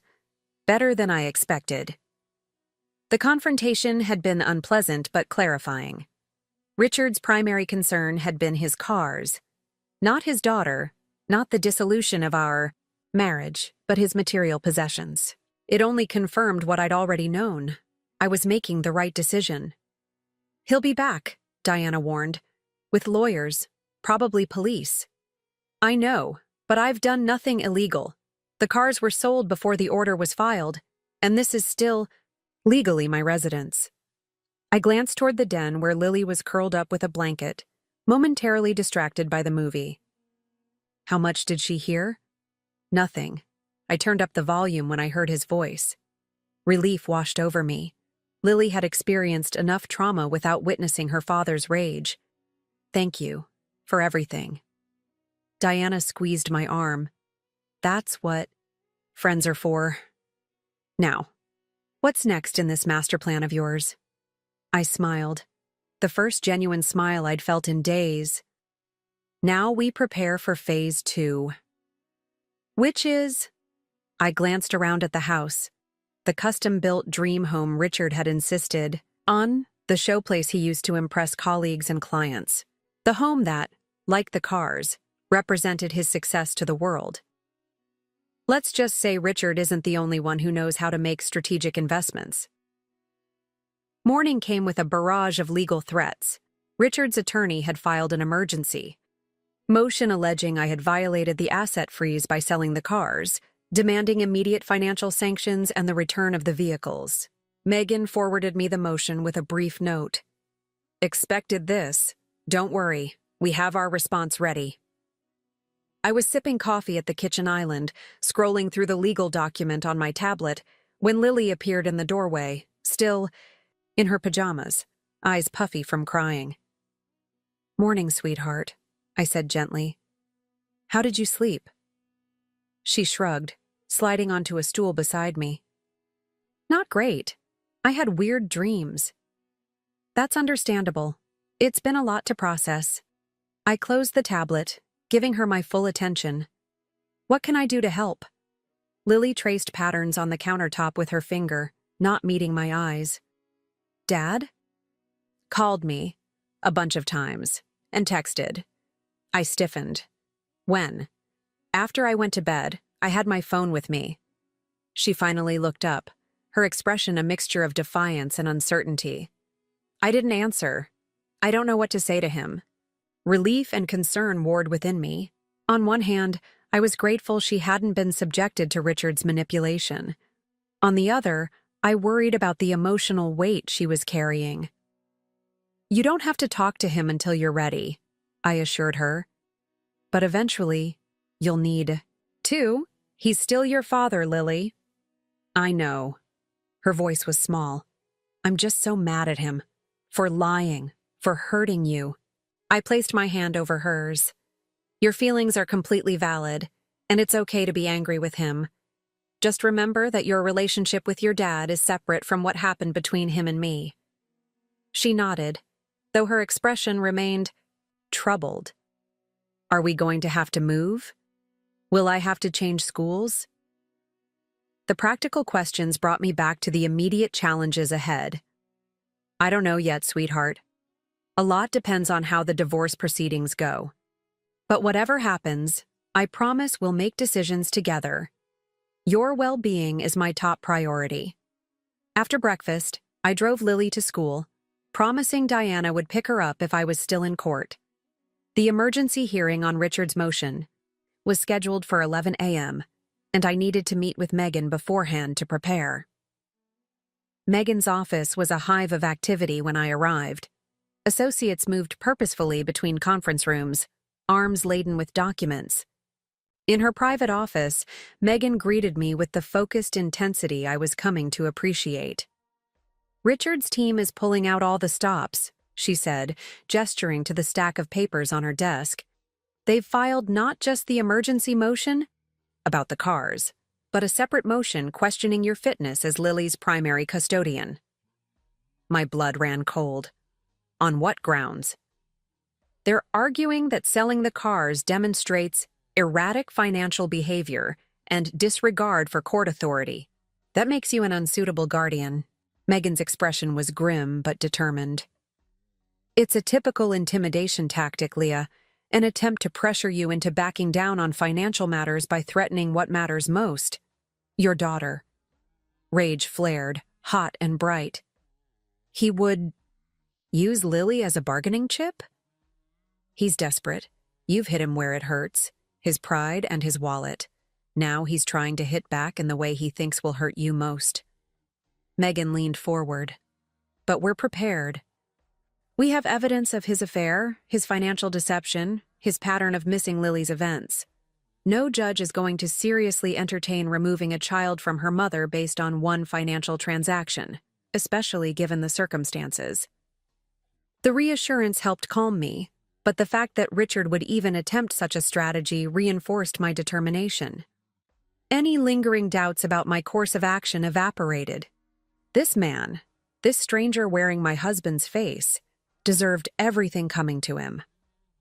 The courtroom was tense when we arrived. Richard and his attorney sat at the opposing table, both in impeccable suits projecting an image of respectability and authority. Richard didn't look at me as I entered, keeping his gaze fixed on the papers before him. Judge Harmon presided again, her sharp eyes taking in both parties as the proceedings began. Richard's attorney went first, presenting a compelling narrative of a vindictive wife deliberately circumventing court orders, displaying concerning impulsivity and financial irresponsibility by liquidating valuable assets at below-market rates. "Furthermore, Your Honor," he continued smoothly, "Mrs. Mitchell's reckless actions suggest a concerning pattern of behavior that raises questions about her judgment in other areas, including parental decision-making." I felt my face flush with anger, but Megan's hand on my arm kept me composed. When our turn came, she approached the bench with confident poise. "Your Honor, let's be clear about the timeline here.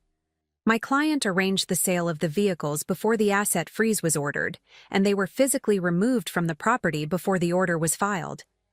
There was no violation." Megan paused, letting this sink in.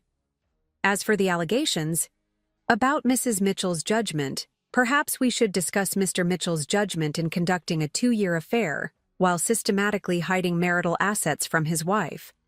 She presented the emails we'd discovered on Richard's hidden laptop, detailing his asset concealment strategies.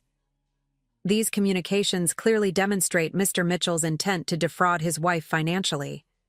The vehicle sale was simply my client's effort to secure some financial protection before her husband could hide additional assets." The back and forth continued for nearly an hour, with Richard's attorney painting me as unstable and financially irresponsible, while Megan methodically dismantled their arguments with evidence of Richard's deception. Finally, Judge Harmon raised her hand, silencing both attorneys. "I've heard enough. Regarding the emergency motion on the vehicle sale, while I don't condone Mrs. Mitchell's actions, they technically occurred before the asset freeze was filed. Therefore, I'm denying the motion for sanctions or return of property." Richard's face darkened with anger as the judge continued. "However, Mrs. Mitchell, the proceeds from these sales are now subject to the asset freeze and must be accounted for in financial disclosures. You are not to dispose of or conceal these funds." Judge Harmon fixed me with a stern gaze. "Is that understood?" Yes, Your Honor, I replied. As for the custody motion, I'm denying it as premature and insufficiently substantiated. Both parties are to maintain the status quo regarding their minor child until a formal custody hearing can be scheduled. The judge's expression softened slightly. I strongly encourage both of you to keep your daughter's emotional well-being at the forefront during these proceedings. Children suffer most when parents use them as pawns. With that, the hearing was adjourned. Megan turned to me with a satisfied smile. A clear win. The car sale stands and his custody play has been shut down. For now, at least. Relief washed over me. What happens to the money from the cars? It remains in your account, but is now officially part of the asset pool, to be divided in the divorce. You can't hide it or spend it frivolously, but having it in your control rather than Richard's is a significant advantage. Megan gathered her papers. This was just the first skirmish, Leah. Richard's going to keep coming at us hard. As we left the courtroom, Richard intercepted us in the hallway, his attorney hovering nearby. You think you're clever, don't you? He said, voice low and dangerous. Selling my cars out from under me before the order was filed. A cute legal maneuver. I met his gaze steadily. I learned from the best, Richard. How many assets have you hidden in offshore accounts while planning your exit strategy? His jaw tightened. You have no idea what you're up against. I've destroyed competitors who were far more formidable than you. I'm not your competitor, Richard. I'm the woman who knows all your weaknesses, all your vulnerabilities. I leaned closer, keeping my voice just between us. Did you really think I would just roll over and let you and Natalie walk away with everything we built? At the mention of Natalie's name, his expression flickered. Surprise and something else. Concern? Leave her out of this. Why? She didn't leave me out of it when she sent those photos, or when she texted me warning me to take what you offer and move on. I smiled coldly. Besides, I'm just getting started. Megan gently guided me away before Richard could respond, steering me toward the elevator. Don't antagonize him unnecessarily, she warned. It might feel satisfying in the moment, but it could complicate things. But the confrontation had energized rather than drained me. For 15 years, I had been the supportive wife, the diplomatic, one who smoothed Richard's path and managed his domestic life. Now I was standing my ground, refusing to be bulldozed by his intimidation tactics. It felt like reclaiming a part of myself I hadn't even realized was missing. That energy carried me through the afternoon as I met with Patrick Donovan, the real estate agent I'd contacted earlier. Patrick had been a fixture in the Austin luxury home market for decades and had actually helped us purchase our current house. The market's hot right now, he confirmed as we sat in his sleek downtown office. Properties in your neighborhood are moving within days of listing, often above asking price. And if I wanted to list quietly, without my husband's knowledge? Patrick's eyebrows rose slightly. Legally, you'd need his signature on the sale documents eventually, but we could prepare everything in advance, market it discreetly, even secure a buyer, all before the listing becomes public. This was exactly what I needed to hear. And the value? Last appraisal put it at $8 million. That was what, 2 years ago? With the improvements you've made and current market conditions, we're looking at 4, 5, possibly $5 million. Patrick leaned forward, lowering his voice. Leah, I can't help but notice this is unusual. Are you and Richard divorcing? Yes, it's complicated, but I assure you I'm acting within my legal rights. This wasn't entirely true, but it wasn't entirely false either. While I couldn't sell the house without Richard's signature, I could certainly prepare everything up to that point. Patrick nodded, professional discretion taking over. I understand. Let me show you what a discreet marketing strategy might look like. For the next hour, we discussed potential listing prices, marketing approaches, and timeline. By the time I left his office, we had a plan in place. a pocket listing that would be quietly marketed to select clients while all paperwork was prepared, allowing for an extremely rapid sale when the time came. That evening, as Lily and I sat at the dinner table, my phone buzzed with a text from Bennett. All cars sold. Total proceeds, $127 million after commission. Funds transferred to your account as instructed. I set down my phone, a wave of satisfaction washing over me. Phase 1 complete. Mom? Lily's voice pulled me back to the present. You look different. Different how? She tilted her head, studying me. I don't know. Stronger, maybe? Like when you present your designs to difficult clients. The observation was startlingly perceptive. I did feel stronger, more focused, more determined, more in control of my own destiny than I had in years. The path ahead would be challenging, filled with legal battles and emotional hurdles. Richard would continue to fight dirty, using every resource at his disposal. But for the first time since Natalie's devastating email had upended my world, I wasn't afraid. I was prepared. And I was discovering a resilience within myself that had been dormant for too long. I am stronger, I told Lily, reaching across the table to squeeze her hand. We both are.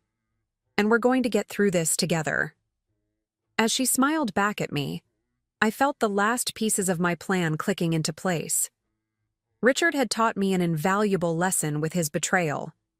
In war, the victor is not always the strongest combatant, but the one who seizes the strategic advantage. He had underestimated me, dismissed me as just a wife, just a mother, someone who could be easily manipulated and discarded when convenient.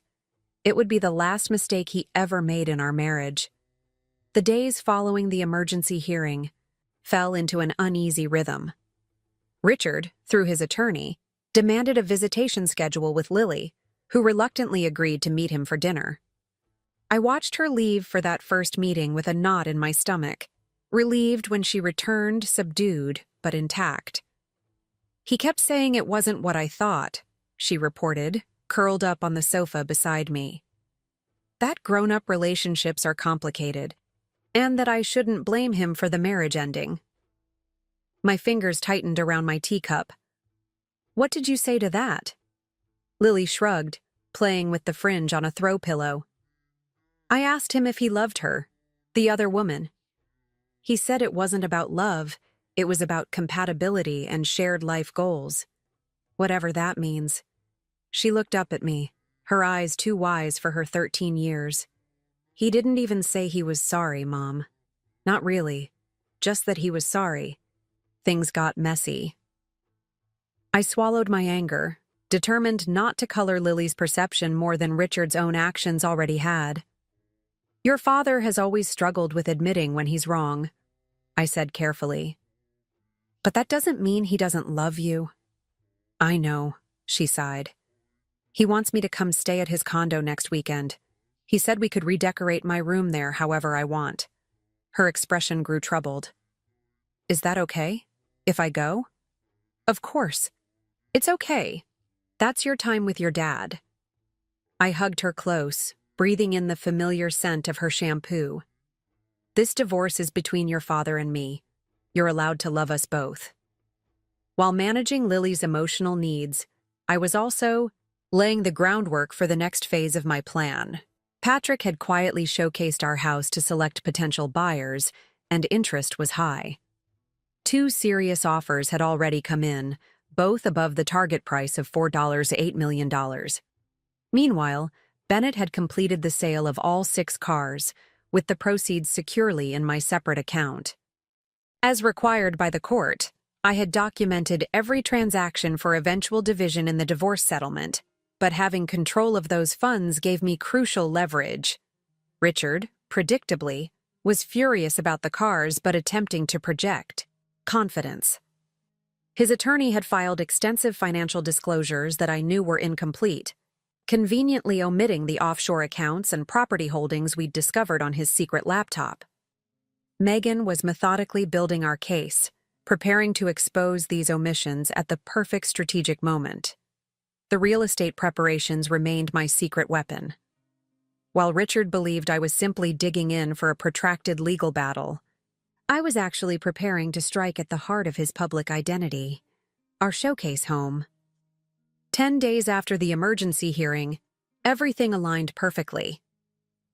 Patrick called with news of a buyer willing to pay $2 million in cash for an expedited closing. They're motivated to move quickly, he explained. Foreign diplomat being transferred to Austin. They're prepared to close in 2 weeks if we can fast-track the paperwork. Any contingencies? I asked, already running calculations in my head. Just a standard inspection, which I'm confident won't be an issue given your home's condition. They're even willing to let you rent back for 60 days post-closing if needed for your transition. This was better than I'd dared hope. Not only a price substantially above market value, but a buyer willing to accommodate a rent-back arrangement that would give Lily and me time to find our next home. There was just one significant obstacle. Richard's signature would eventually be required on the sale documents.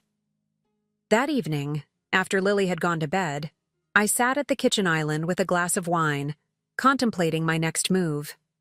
The house had always been Richard's pride and joy, the physical manifestation of his success, the backdrop for his carefully cultivated image as a financial titan. Selling it would wound him deeply, perhaps even more than losing his cars. But, unlike the cars, I couldn't simply move the house before the court order took effect. I needed a different strategy. My phone rang, Diana checking in, as she did most evenings now. "How are my favorite fighters doing?" she asked. "Hanging in there. Lily's processing, and I paused, considering how much to share. Diana had been my rock through this ordeal, but what I was contemplating now ventured into murky ethical territory. "I'm planning something that might cross a line."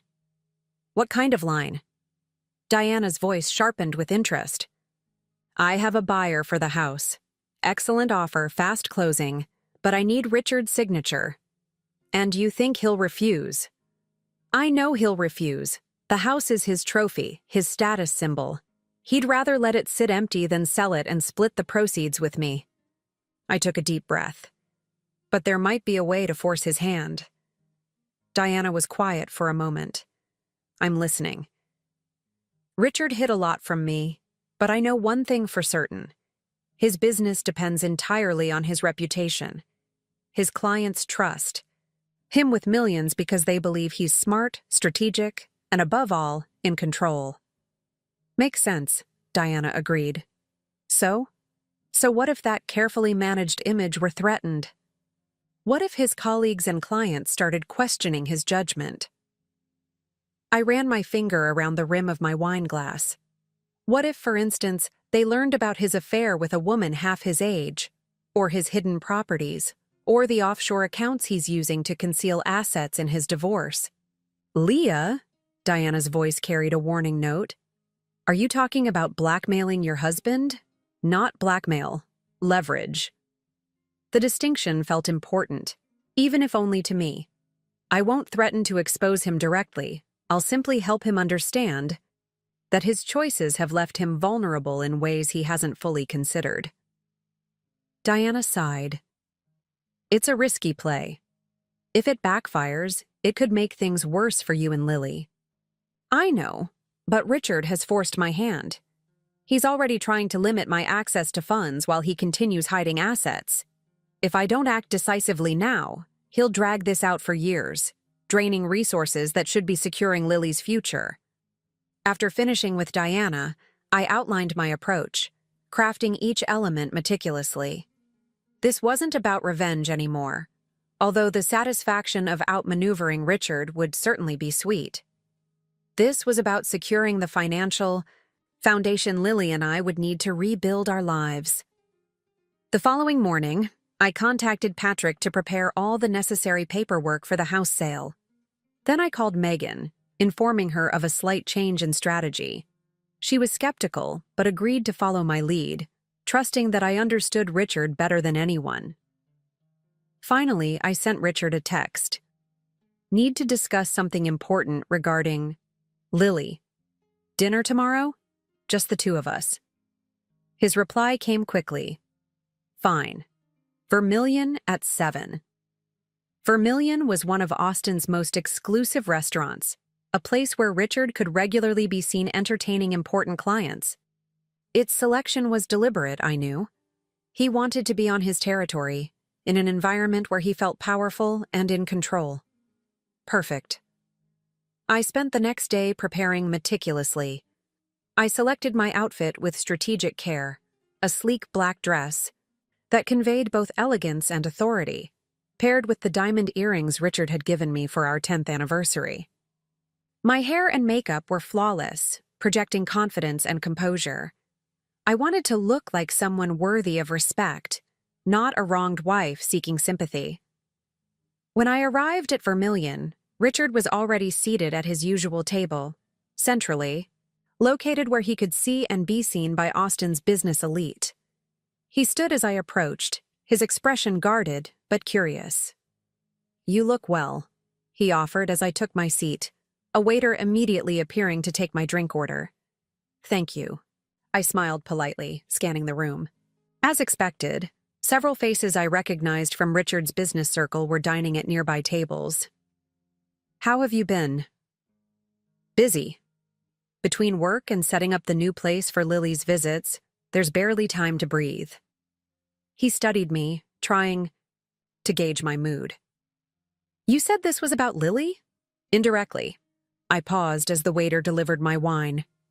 "It's about our future, all of us." Richard's eyes narrowed slightly. "I'm listening." "I've been doing a lot of thinking about how to move forward in a way that minimizes damage. To Lily, to our finances, to your reputation." "My reputation." His tone sharpened. I nodded, taking a deliberate sip of wine. "It's a small world, Richard. Austin's business community even smaller. People talk." His posture stiffened. "Are you threatening me?" "Not at all. I'm simply acknowledging reality." I leaned forward slightly. "Right now, only a handful of people know about your affair with Natalie, about the offshore accounts, about the property in Miami. Your partners, your clients. They still see Richard.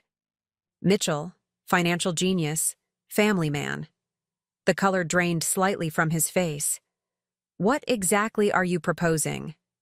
A clean break, no prolonged court battle, no messy public exposure." I placed a folder on the table between us. "I've had an offer on the house. 2 million cash, fast closing. We split the proceeds equally, just as we'll split the money from the cars. You keep your offshore accounts, yes, all of them, and I keep my design business and the downtown condo in your name."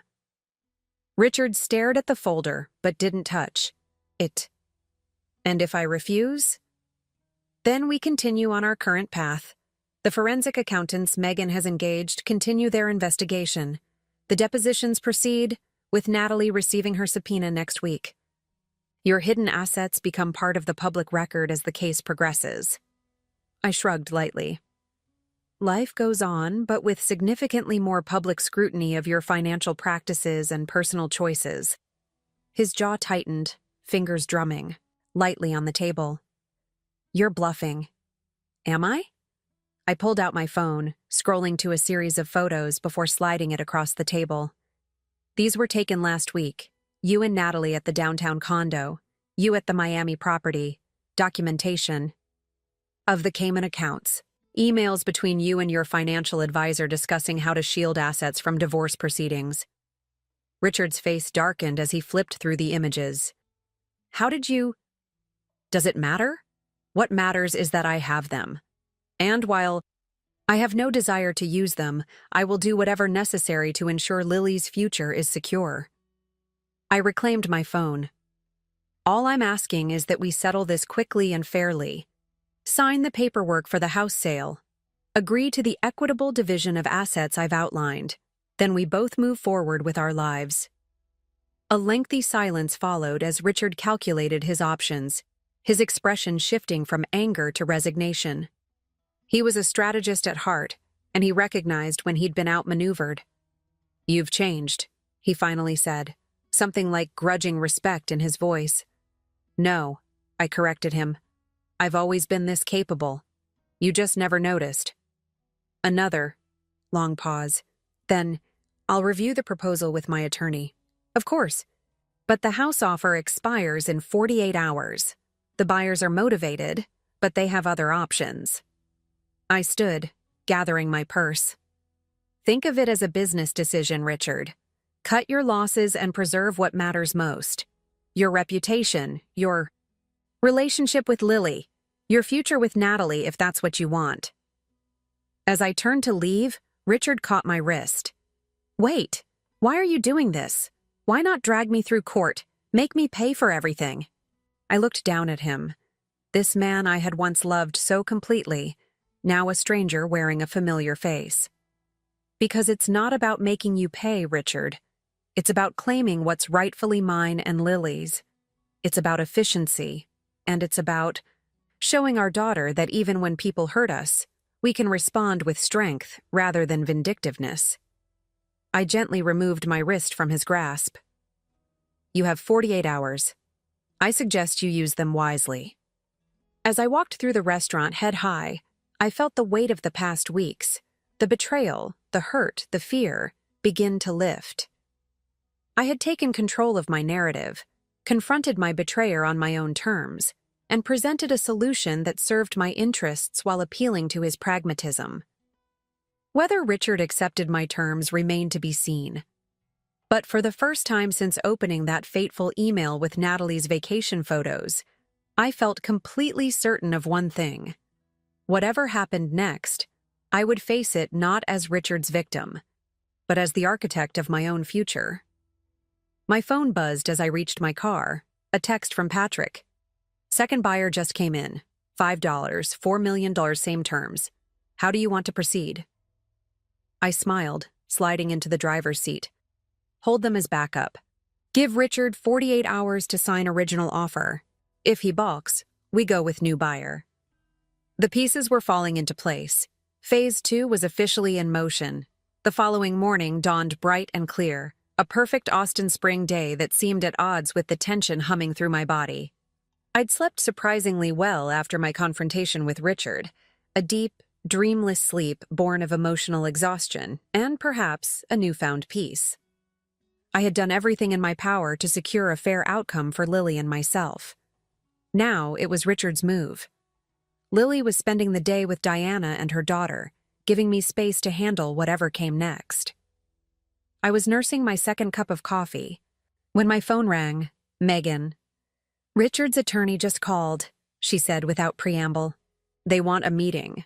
Today." My pulse quickened. Did he say why? "Only that Richard has reviewed your proposal and wants to discuss terms." Megan's voice held a note of cautious optimism.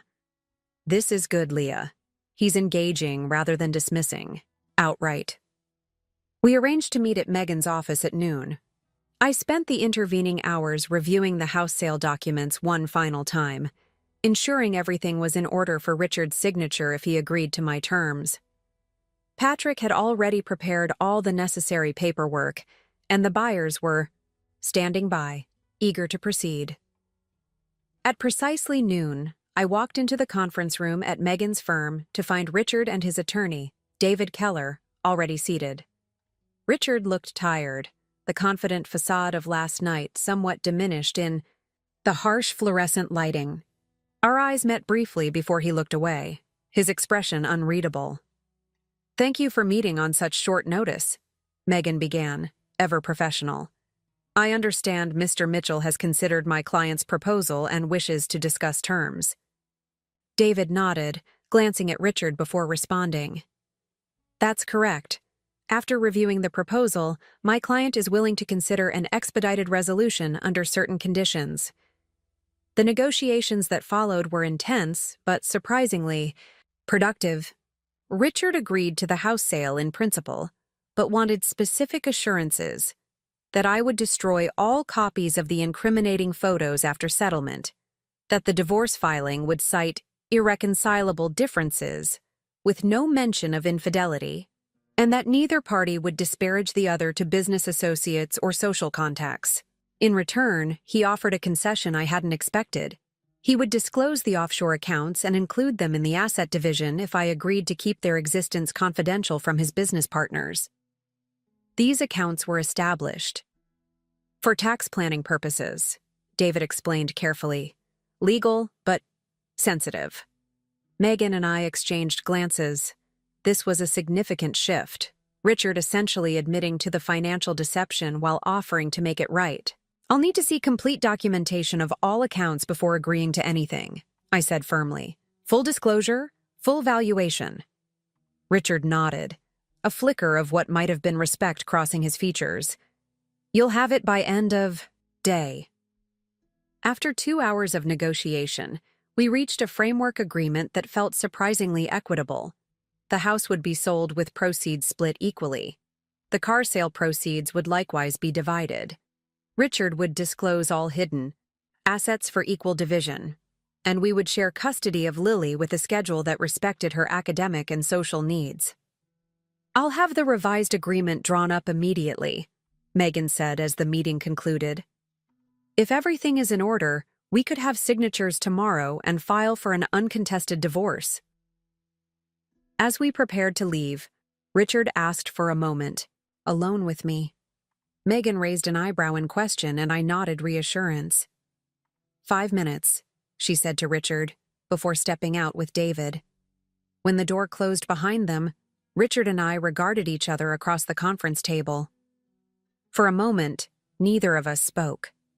It was strange, being alone with this man who had once been the center of my world, now essentially a business adversary. Why didn't you go public? He finally asked. With the photos, the accounts, everything.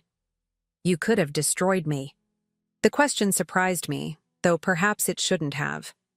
Richard had always operated from a position of calculated advantage, using others' weaknesses against them.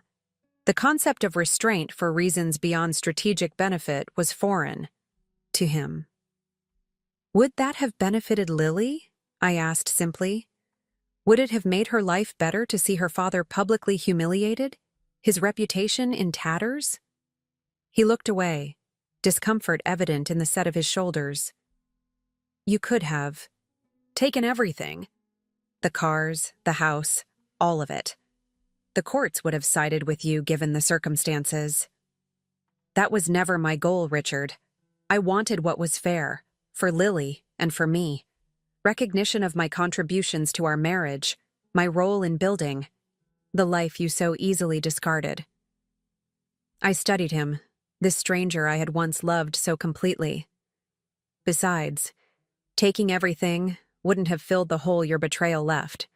It wouldn't have given meaning to 15 years of partnership that meant nothing to you. Richard's expression tightened. That's not fair.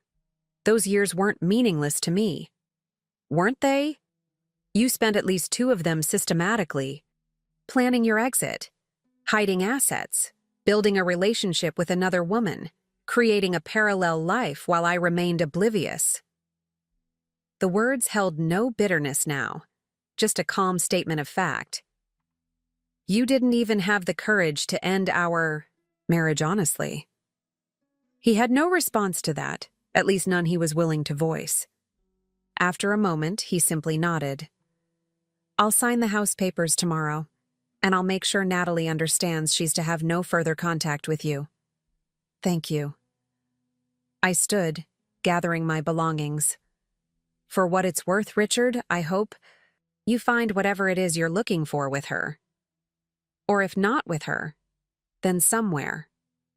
His eyes met mine, a fleeting vulnerability visible before his usual mask slipped back into place. Same to you, Leah. With that, our marriage effectively ended, not with dramatic accusations or courtroom theatrics, but with a business-like agreement and surprisingly civil parting. The next 24 hours passed in a whirlwind of activity. Richard's attorney provided documentation of the offshore accounts as promised, revealing assets worth approximately $2 million, substantially more than I had suspected. Megan's team rapidly incorporated these into our settlement agreement, maintaining the principle of equal division. The following morning, Richard arrived at Megan's office to sign the house sale documents and finalize divorce agreement. The proceedings were brief and oddly anticlimactic. 15 years of marriage concluded with a few signatures and handshakes. "We'll file these immediately," Megan told me after Richard had left. Given the uncontested nature and the comprehensive settlement, the divorce should be finalized within 90 days. I nodded, feeling a complex mixture of emotions: relief, sadness, and a strange sense of accomplishment. "What about the house sale?" "Patrick is submitting the paperwork to the buyers today. The inspection is scheduled for tomorrow, and if all goes well, we're looking at closing in 2 weeks as planned." That evening, I sat with Lily on our back patio, watching the sunset paint the sky in brilliant oranges and pinks. She had taken the news of our agreement with surprising maturity, asking practical questions about the custody arrangement and where we would live after selling the house. "So it's really happening," she said, her legs tucked underneath her on the outdoor sofa. "You and Dad are getting divorced." "Yes, sweetheart. But we're both committed to making this transition as smooth as possible for you." I squeezed her hand gently. "And remember, this doesn't change how either of us feels about you. We both love you more than anything." She nodded, processing. "Are you sad about the divorce?" The question gave me pause. Was I sad? Certainly. I felt grief for the loss of the future I had once envisioned, for the partnership I had believed in. But that grief was for something that had never truly existed, a relationship built on my commitment and Richard's convenience. "I'm sad that our family is changing in ways I never expected," I answered honestly. "But I'm also relieved to be moving forward with clarity instead of living in illusion." Lily considered this, her expression thoughtful beyond her years. "Will we be okay, financially and stuff?" "We will," I assured her.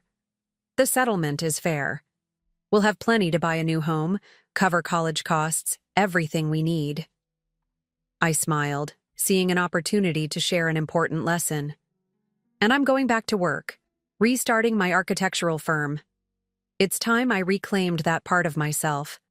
Her eyes widened with interest. "Really? That's awesome, Mom. Can I help? Maybe in the summer?" "I'd love that." The thought of sharing my passion for design with Lily, of modeling professional independence for her, filled me with unexpected joy. "Maybe we can design our new house together." The house sale progressed rapidly, just as Patrick had promised. The inspection revealed only minor issues, quickly addressed, and the closing was scheduled for exactly 2 weeks after Richard and I signed the paperwork. The buyers, thrilled with the property, had already begun planning their move-in, while Lily and I started the bittersweet process of deciding what to keep and what to leave behind. "I'm not sure I even want anything from this place," I admitted to Diana as we sorted through the kitchen items. So much of it was selected to maintain Richard's image rather than because I loved it. Diana nodded understandingly, wrapping a crystal wine glass in tissue paper. "So start fresh. Keep only what genuinely matters to you and Lily. Let the rest go with the house." This approach felt right, liberating even. I found myself keeping very little. Family photos, Lily's artwork, and mementos, a few pieces of furniture with sentimental value, and my personal items.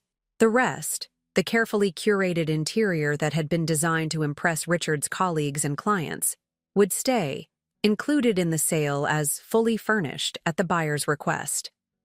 A week before closing, I received an unexpected email from Natalie. My finger hovered over the delete button, but curiosity won out. "I know I'm probably the last person you want to hear from," it began, "but I need to apologize.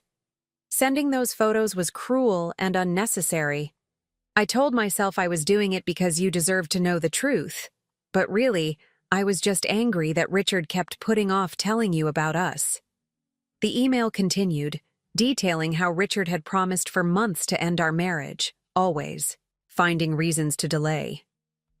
How he had presented their relationship as something fleeting at first, then as something serious but complicated by his obligations. How she had eventually realized she was just another aspect of Richard's life being managed and controlled for his convenience. "I'm not asking for forgiveness," she concluded. "But I wanted you to know that I admire how you've handled everything. Richard expected you to fall apart, to become the emotional ex-wife he could easily dismiss. Instead, you outmaneuvered him at every turn. It's made me reconsider a lot of things about my own choices and what I'm willing to accept in relationships." I sat with the email for a long time, surprised by the complexity of my reaction. There was no joy in learning that Natalie, too, had been manipulated by Richard, no satisfaction in her apparent regrets. Just a weary recognition of Richard's pattern, using people as long as they served his purposes, discarding them when they became inconvenient or demanded too much authenticity. I never responded to Natalie's email. Some chapters were better left closed. The day of closing arrived with a sense of finality and new beginnings. Lily and I had already moved into a temporary apartment while we searched for our new home, a process we were approaching with excitement rather than stress. The closing itself was handled by our respective attorneys, with neither Richard nor I needing to be present. As the final documents were signed and funds transferred, Megan called, "With confirmation, it's done. The house is sold, and your portion of the proceeds, $26 million, has been deposited into your account." I thanked her, a weight lifting that I hadn't even realized I'd been carrying. The house had been beautiful, yes, but also a symbol of my sublimated identity, a showcase for Richard's success rather than a true home that reflected my own values and aesthetics. That evening, Lily and I celebrated with pizza in our apartment, sitting cross-legged on the floor because our dining table hadn't yet been delivered. "This is weird," Lily giggled, gesturing around at our relatively sparse surroundings. "But kind of fun too, like camping." "Exactly like camping," I agreed, "except with indoor plumbing and pizza delivery." She grew thoughtful, picking pepperoni off her slice. "Mom, are you going to date someone else eventually?" The question caught me off guard. I haven't really thought about it. Right now, I'm focused on getting us settled and restarting my firm. But someday, maybe? I considered the question seriously, recognizing its importance to her. Someday, maybe, if I meet someone who genuinely adds value to our lives. But I'm not in any rush, sweetheart. I'm learning to appreciate my own company again. Lily nodded, seemingly satisfied. Good, because you deserve someone way better than Dad. The simple statement, delivered with a teenager's matter-of-fact certainty, brought unexpected tears to my eyes. Thank you, Lily. For what? For being you. For adapting to all these changes with such grace. For seeing things so clearly. I reached over to squeeze her hand. I couldn't have gotten through this without you. She rolled her eyes, but her smile was genuine. Duh. We're a team, Mom. 2 days later, I signed the lease on a commercial space for my revived architectural firm.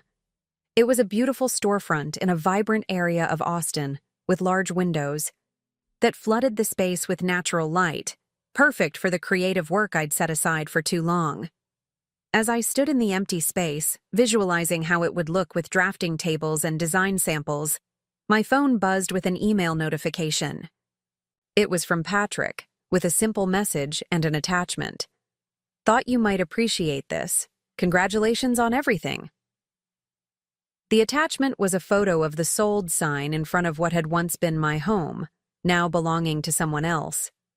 I studied it for a moment, expecting to feel some pang of loss or regret. Instead, I felt only a quiet satisfaction, not in taking something from Richard, but in reclaiming myself. I had entered my marriage as a promising young architect with dreams and ambitions of my own. Somewhere along the way, I had allowed those dreams to be overshadowed by Richard's career, his needs, his image. The woman who had received those devastating vacation photos 3 months ago had been a shadow of herself, financially dependent, emotionally diminished, identity subsumed. But that woman was gone now.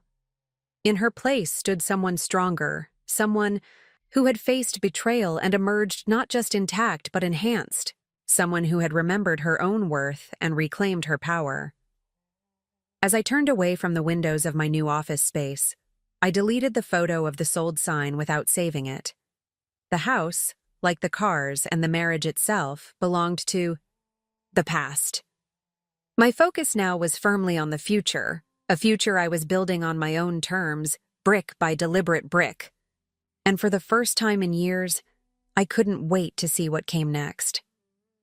6 months later, I stood in the center of my newly completed home, sunlight streaming through floor-to-ceiling windows that faced a small but lush backyard. The house was nothing like the ostentatious mansion Richard and I had shared. It was modern, efficient, and designed entirely to my own specifications. Most importantly, every inch of it reflected my aesthetic vision rather than someone else's idea of status and success. "Mom, come see my bathroom. The tile is finally finished." Lily called from upstairs, her excitement echoing through the still empty rooms. I climbed the open-tread staircase, running my hand along the smooth wooden railing that a local artisan had crafted specifically for this space. Lily stood in the doorway of her bathroom, beaming with pride. The tile she had selected, a mosaic, of blues and greens that resembled ocean waves, covered the shower walls, transforming the space into something magical. "It's perfect," I told her, wrapping an arm around her shoulders. "Exactly how you imagined it." "We did good, didn't we?" Lily leaned against me, surveying our creation with satisfaction. "The whole house came out awesome." She was right. The home we had designed together over the past months was everything I had hoped for. Not just physically beautiful, but representative of our journey. Lily had been involved in every decision, from the overall layout to the smallest finishes. The process had been healing for both of us, a tangible way to build our new life together. "Moving day is still set for Saturday?" she asked, already planning which friends she would invite to see her new room. I nodded. "The movers are confirmed, and the furniture for the main rooms will be delivered Friday." We had purchased only what we truly needed and loved, leaving behind the extravagant accumulation that had characterized our previous home. Later that afternoon, as we drove back to our temporary apartment, Lily's phone chimed with a text from Richard. Their relationship had stabilized into something cautiously cordial over the past months. The custody schedule we'd established was working well, with Lily spending alternate weekends and one dinner each week with her father. "Dad wants to know if he can come see the new house after we move in," she reported, looking to me for guidance. I considered the request. There had been a time when the thought of Richard in my new space would have felt like an invasion, a contamination of the fresh start we'd created. But that raw sensitivity had faded, replaced by a more measured perspective. "If you'd like to show him, that's fine," I told her. "It's your home, too." Lily smiled, relieved. "Cool. I want him to see my bathroom and the study we designed." She typed a response, then hesitated. "Is it weird that I still want him to be proud of me, even after everything?" "Not weird at all," I assured her, reaching over to squeeze her hand. "He's your dad. That relationship exists separately from what happened between him and me." This was perhaps the most important lesson I'd worked to convey throughout our transition, that Lily's relationship with her father was her own, not a referendum on his failings as a husband. It hadn't been easy, especially in the early days, when my own pain was still so fresh. But watching her navigate this complex emotional terrain with increasing confidence vindicated the effort. At the apartment, I found an email from Megan confirming that the divorce was now officially final, the last administrative details completed. Though we had been functionally divorced for months, the formal documentation marked the true end of an era. I sat with the news, searching myself for residual grief or anger, but found only a quiet acceptance. The woman who had built her identity around being Richard Mitchell's wife no longer existed. In her place stood Leah Rocks, architect, mother, and sole proprietor of Rocks Design Group, which had quickly gained momentum in Austin's competitive market. The commercial space I'd leased had been transformed into a sleek studio where I now employed 2 junior designers and an office manager. We had already secured several significant projects, including a boutique hotel renovation that had garnered attention in design circles. Most satisfying was the nature of my client relationships. Unlike Richard, who had cultivated business connections based on power dynamics and mutual advantage, I was building a reputation for collaborative partnerships and ethical practices. My clients chose me for my vision and integrity, not because I projected an image of infallibility or dominance. The following morning, I arrived at the studio early to prepare for a presentation to potential investors for an eco-friendly apartment complex. Shannon, my office manager, greeted me with coffee and an update on the morning's schedule. "The investors will be here at 10. And Diana called. She wants to know if you're still on for dinner tonight." Shannon handed me a folder containing the finalized presentation materials. "Also, that journalist from Architectural Digest emailed again about featuring your residential renovation in their New Voices section." I thanked her, taking a moment to appreciate how thoroughly my professional life had transformed. 6 months ago, I had been defining myself through Richard's career, planning charity events that would enhance his business network. Now I was pursuing my own vision, receiving recognition for my own achievements. The investor meeting went exceptionally well. My presentation on sustainable design principles resonated with the group's commitment to environmentally responsible development, and they approved the initial concept sketches with enthusiasm. As we concluded, the lead investor, a woman in her 50s with a reputation for backing innovative projects, lingered to speak with me privately. "I'm impressed, Leah," she said, gathering her papers.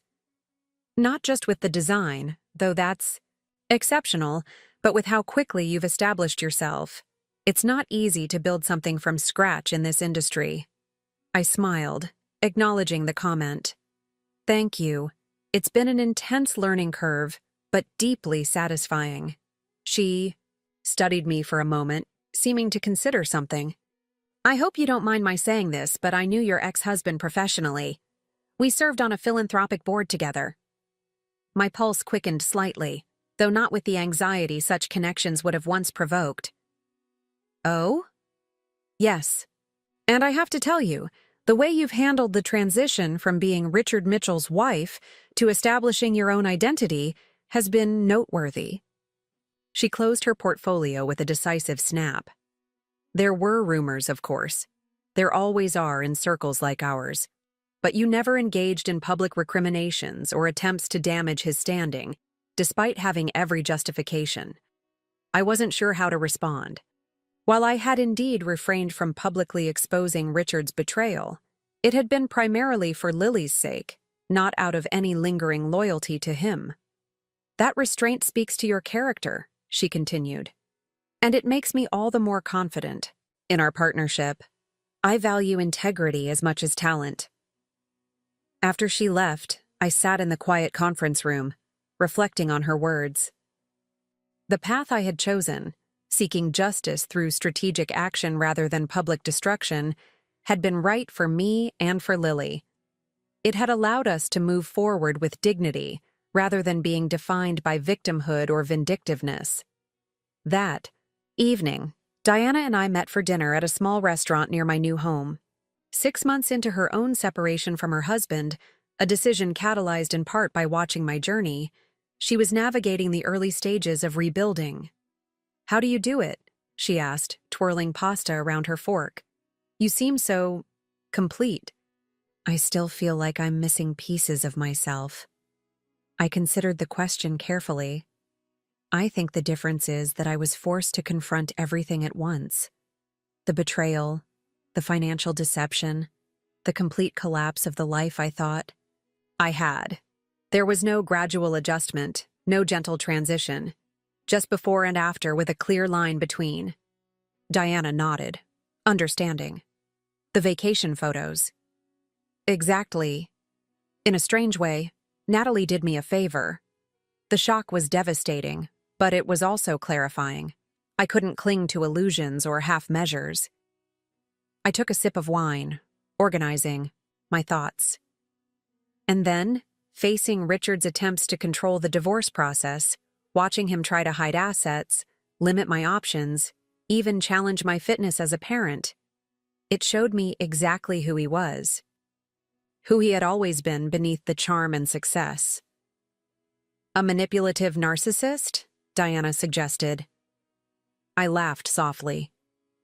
I try not to diagnose, but someone who viewed relationships as transactions, certainly. Someone who valued control above connection. I set down my glass, meeting her gaze directly. The real turning point wasn't selling his cars or even the house. It was recognizing that I had allowed myself to become a supporting character in my own life. Diana's expression turned thoughtful. That's what scares me most. Looking back and realizing how much of myself I surrendered without even noticing. It happens incrementally, I acknowledged. Small compromises that seem reasonable in isolation. Priorities that shift so gradually you don't register the change. Until one day, you're living someone else's version of your life. And how do you reclaim yourself? Where do you even start? It was the question I had wrestled with continuously over the past months, not just in rebuilding my career and creating a new home, but in the quiet moments of self-reflection that punctuated this journey. You start by listening to yourself, I told her. Really listening to the whispers of discomfort and longing that you've been ignoring. You pay attention to what energizes you versus what depletes you. You experiment, try new things, rediscover old passions. I smiled, remembering my own tentative steps back into design work. And you forgive yourself for the detours. They're part of the journey, too. Diana reached across the table, squeezing my hand gratefully. Thank you. For blazing this trail. For showing it can be done. The night before our scheduled move into the new house, Lily and I conducted a final walkthrough, making notes for the contractors on minor details that still needed attention. As we moved from room to room, I felt a growing sense of rightness, of coming full circle. What are you thinking about? Lily asked, noticing my contemplative mood. Just how far we've come. 6 months ago, I wasn't sure what our future would look like, if we'd be okay. She leaned against the kitchen island, a beautiful piece of veined marble that we had selected together.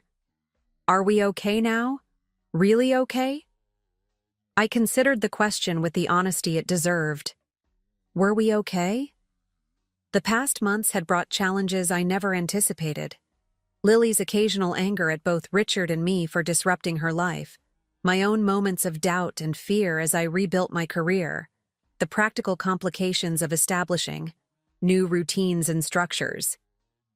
But beneath those surface turbulences ran a deeper current of authenticity and connection that had been missing from our previous life. Lily and I communicated more openly now, without the buffer of social expectations or Richard's controlling influence. We made decisions collaboratively, whether about household matters or larger life choices. Most importantly, we were modeling for each other what it meant to live with integrity, to align our external circumstances with our internal values, even when that alignment required difficult changes. Yes, I told her with complete conviction. We're really okay. Better than okay. She nodded, seemingly satisfied. I think so too. And I'm proud of us, Mom. Especially you. The simple statement caught me off guard, bringing unexpected tears to my eyes. Proud of me? Why? Because you didn't just get mad or sad when everything happened. You got determined. She gestured around at the house we had created. Together. You showed me that when someone hurts you, you don't have to stay hurt. You can build something new. Moving day arrived with the organized chaos I had anticipated. Movers shuttled furniture from delivery trucks into the house, while Lily directed traffic with enthusiastic authority. By evening, the essential rooms were furnished if not fully arranged, enough for us to spend our first night in our new home. After Lily went to bed, exhausted from the day's activities, I poured myself a glass of wine and stepped out onto the back patio. The night was clear, stars visible above despite the city lights. I settled into a cushioned chair, letting the quiet envelop me. My phone buzzed with a text from Richard. Lily sent photos of the new house. It looks impressive. Congratulations. The message was unexpected, but not unwelcome. Over the past months, as the divorce proceedings concluded and our new normal established itself, Richard and I had evolved a carefully neutral relationship focused entirely on Lily's well-being. I had neither sought nor expected his approval of my rebuilding efforts, yet there was a certain symmetry to his acknowledgement. "Thank you," I replied simply. "Lily's very proud of her contributions to the design." She should be. I barely recognize her in the best possible way, more confident, more herself. A pause, then another message. "You've done well with her through all this." I stared at the text, a complex tangle of emotions rising in response. There had been a time when such validation from Richard would have meant everything, when his approval had been the measuring stick against which I gauged my success as a wife, a mother, even a person. Now it was merely data, information that registered without defining me, a perspective to be noted, but not centered. "We're both finding our way," I typed back. "Good night, Richard." Setting my phone aside, I leaned back in the chair and gazed upward again, tracing constellations I had learned as a child. The woman who had opened that fateful email 6 months ago, shocked, devastated, temporarily broken, seemed like a distant memory, a character in someone else's story. The journey from that moment to this one had been neither straightforward nor painless. There had been days of doubt, moments of weakness, times when the easier path of compromise and reconciliation had tempted me. The decision to sell Richard's cars and our house had been born partly of righteous anger, partly of strategic necessity, a dramatic gesture that had set in motion my reclamation of power in our dissolving relationship. But the true transformation had happened more quietly, in the accumulation of small choices and realizations that followed, in rediscovering my professional identity, in modeling resilience for my daughter, in building relationships based on authenticity rather than appearance. The divorce was final. The house was sold. The cars were gone. All the external markers of my former life had been dismantled and reconstructed in new configurations. Yet, the most profound change was internal, a shift in how I defined my worth and purpose, independent of anyone else's validation or vision. A soft sound drew my attention back to the house. Through the glass doors, I could see Lily had wandered downstairs, probably searching for me. I waved and she joined me on the patio, wrapping herself in a throw blanket against the mild evening chill. "Couldn't sleep?" I asked as she curled into the chair beside mine. "Too excited," she admitted. "I keep thinking about all the things we're going to do here, holidays and birthdays and just regular Tuesdays." I smiled at the simple wisdom in her words. Life wasn't built on grand gestures or dramatic moments, satisfying as those could be. It was constructed in the accumulation of ordinary days, in the consistent choice to live authentically within whatever circumstances we faced. "Regular Tuesdays sound perfect," I told her, reaching over to squeeze her hand. "That's what I want most for us, a life that feels good on ordinary days, not just special occasions." Lily nodded, understanding. "Me too." She looked up at the stars, then back at me with a mischievous grin. "Though I'm still glad you sold Dad's cars. That was pretty badass. I laughed, the sound carrying into the quiet night. It was, wasn't it? As we sat together under the stars, content in our new beginning, I felt the final pieces of my transformation lock into place. The woman Richard had betrayed, the woman who had received those vacation photos and felt her world collapse, was gone, transmuted through pain and determination into someone stronger, clearer, more authentically herself. In her place stood the woman I was always meant to be, defined not by what had been done to me, but by what I had built from the ashes of betrayal. A woman who had faced her worst fears and emerged not just intact, but enhanced. A woman who had learned that sometimes the greatest act of self-respect is not revenge, but reconstruction. A woman who was, at long last, the architect of her own life. Up next, you've got 2 more standout stories right on your screen. If this one hit the mark, you won't want to pass these up. Just click and check them out.